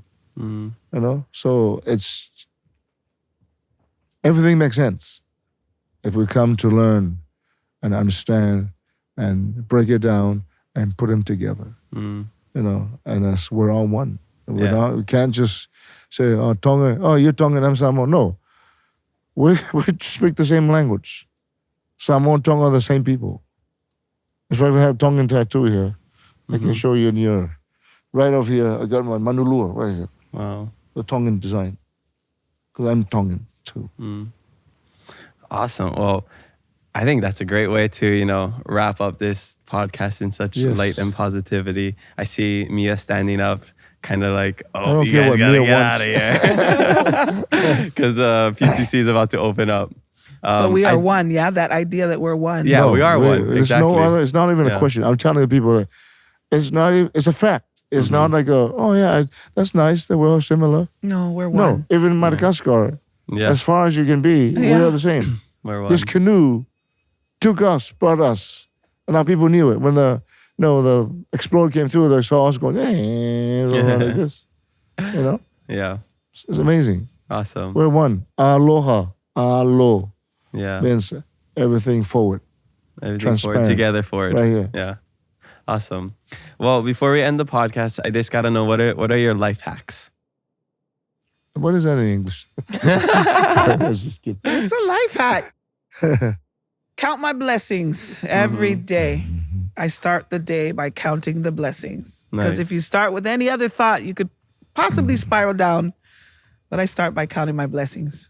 Love that. Like I said earlier, where your source of energy and your day begins is at home. It's good.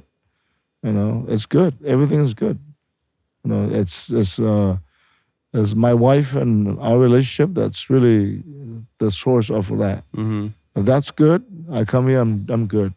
I tell people, what you see is what you get, man. I wear my love here, I wear my love at home. I'm not going to go there and become something else. Yeah. I'm not going to come here and become something else.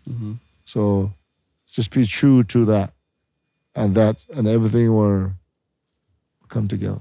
Nice. I believe that with all my mana. I love that. Yeah.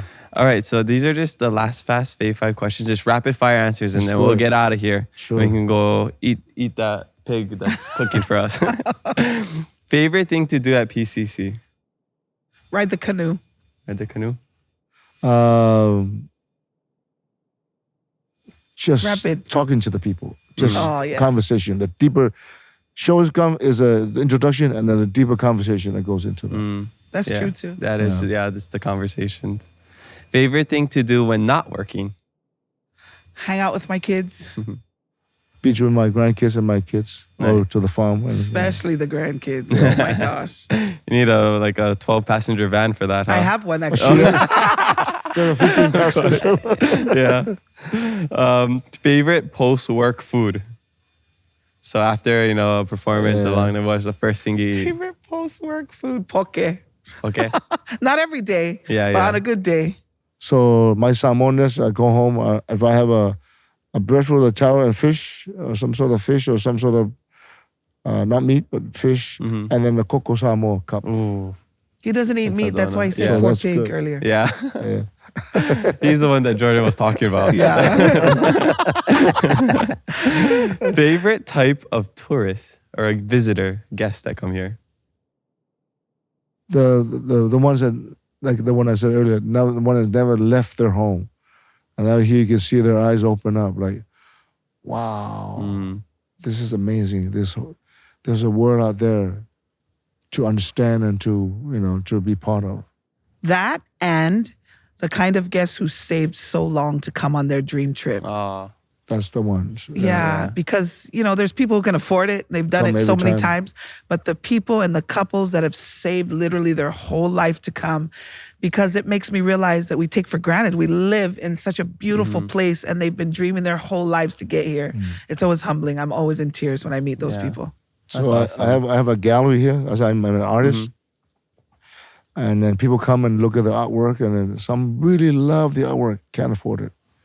I actually have given away thousands of dollars of artwork He has. to the people that I have that couldn't afford it, but enjoyed it. Because you always have your people that come, oh, I want that, want that, want that.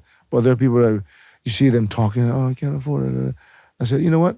Come here, take this for you. I believe it. Because like, he's even given me pieces to take to events that I'm going to fundraise for. He's so generous. So it's just that just kind of like the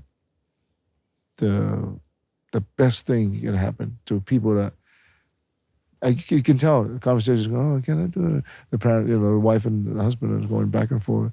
I said, come here, it's okay, give this to you. So awesome. Making that, And then you when just they made leave their this day place- like that. Totally. I love And that. when they Made leave their this trip. place, they're like, they're like the happiest people ever. Yeah.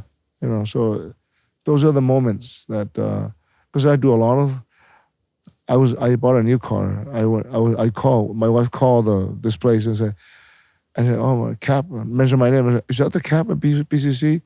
Oh, he gave my son a breakfast stick. He was crying for it. So I didn't know that. I For don't the remember Siva? that. Yeah, I don't remember that. So this guy on the phone said, so then he took us to this place to buy the car. And we got there and the kid said, oh, this is my family. I was like, who's this kid? And I remember it was my son's friend that stayed at our house and taught him to play rugby.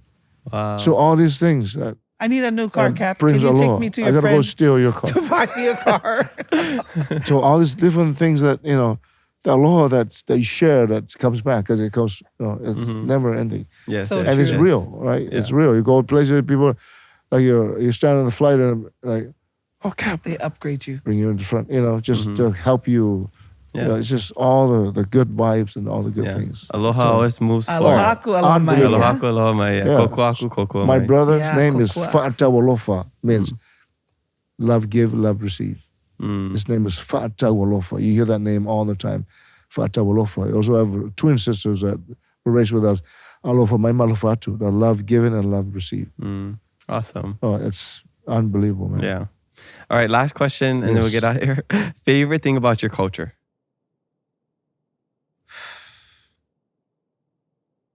Whatever comes to mind. Favorite thing about my culture is that it makes me a better person. Because based on the values that are instilled in me is understanding of who I am and who other people are in relation to me and who we are because of ke akua.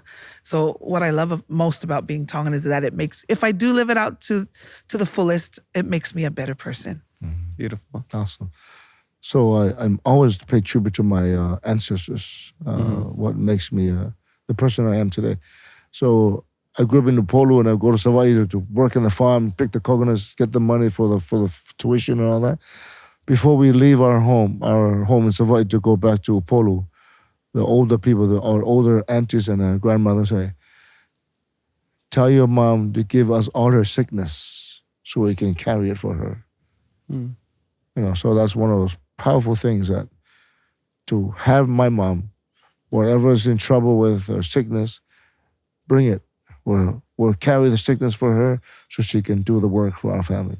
And that's, to me, that's the thing, one of the most important thing, you know, to selfless, constantly doing things, you know.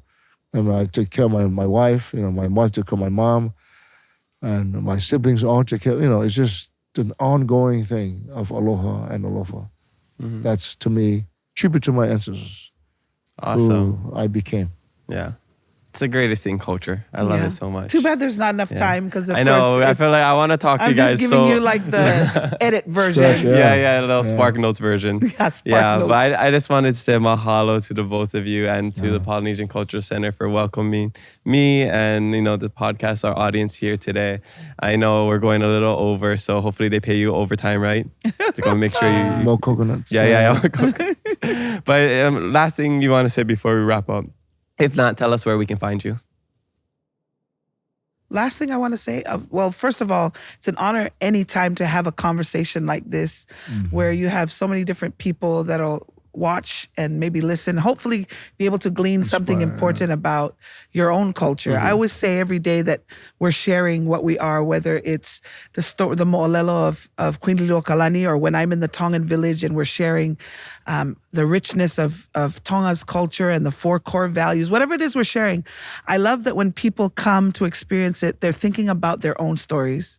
They're thinking maybe and taking stock of what they appreciate about themselves. And if we can be that kind of a reflection for others, that you might be able to wake up tomorrow and be more grateful and take stock of your blessings, or maybe even appreciate what your parents and your village has done to nurture you, and take the good from that and improve upon that this has been a great opportunity to share in a short time what little we've experienced, at least for me personally.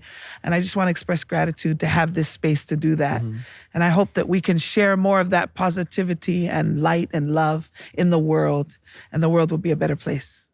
Amen. Awesome. First, I want to invite you to the jungle one day with me. I'll take you up on that. We build a fale up there in the mountain. Take the camera too. We want to see this. Make me a real man. We wear our malu. These hands have never touched dirt in the last year. Right? And then the second, I appreciate the fact that we got together and really, I mean, keep it aloha. You know, having the opportunity to share our thoughts and our, you know, my 56-year-old experience in this life, you know, just to share with you this aloha is really important, you know. And I again pay tribute to my ancestors. My beautiful wife will always keep me checked, and you know, so I just want to thank you for the opportunity to have us. Yeah, and love to be here. Love to share the true aloha. And whoever's watching can find me on Cap Culture and Arts. It's a lot to share with you. If you want to learn something new, I suggest you start learning something new today and getting to do new things and relearn things that I've always... And back on the drum, you know, playing the drum. And to me, that brings us joy. Take care of yourself first. Again, we talked earlier, you can't give what you don't have. You don't have food, you can't give it. You don't have love, you can't give. So fix yourself. Oh yeah, it's at Telesia Tonga on There you go. Instagram. Yeah, and Polynesian Cultural Center, just look it up. It'll pop up. Yeah. But I just wanted to say mahalo to Cap, Auntie Sia, Auntie Delsa, President Grace, and the whole Polynesian Cultural Center. Congrats on celebrating 60 years. Such an accomplishment. That Can we get was an audience awesome. applause over there? That was awesome. Happy 60th anniversary. Yeah, That was so awesome.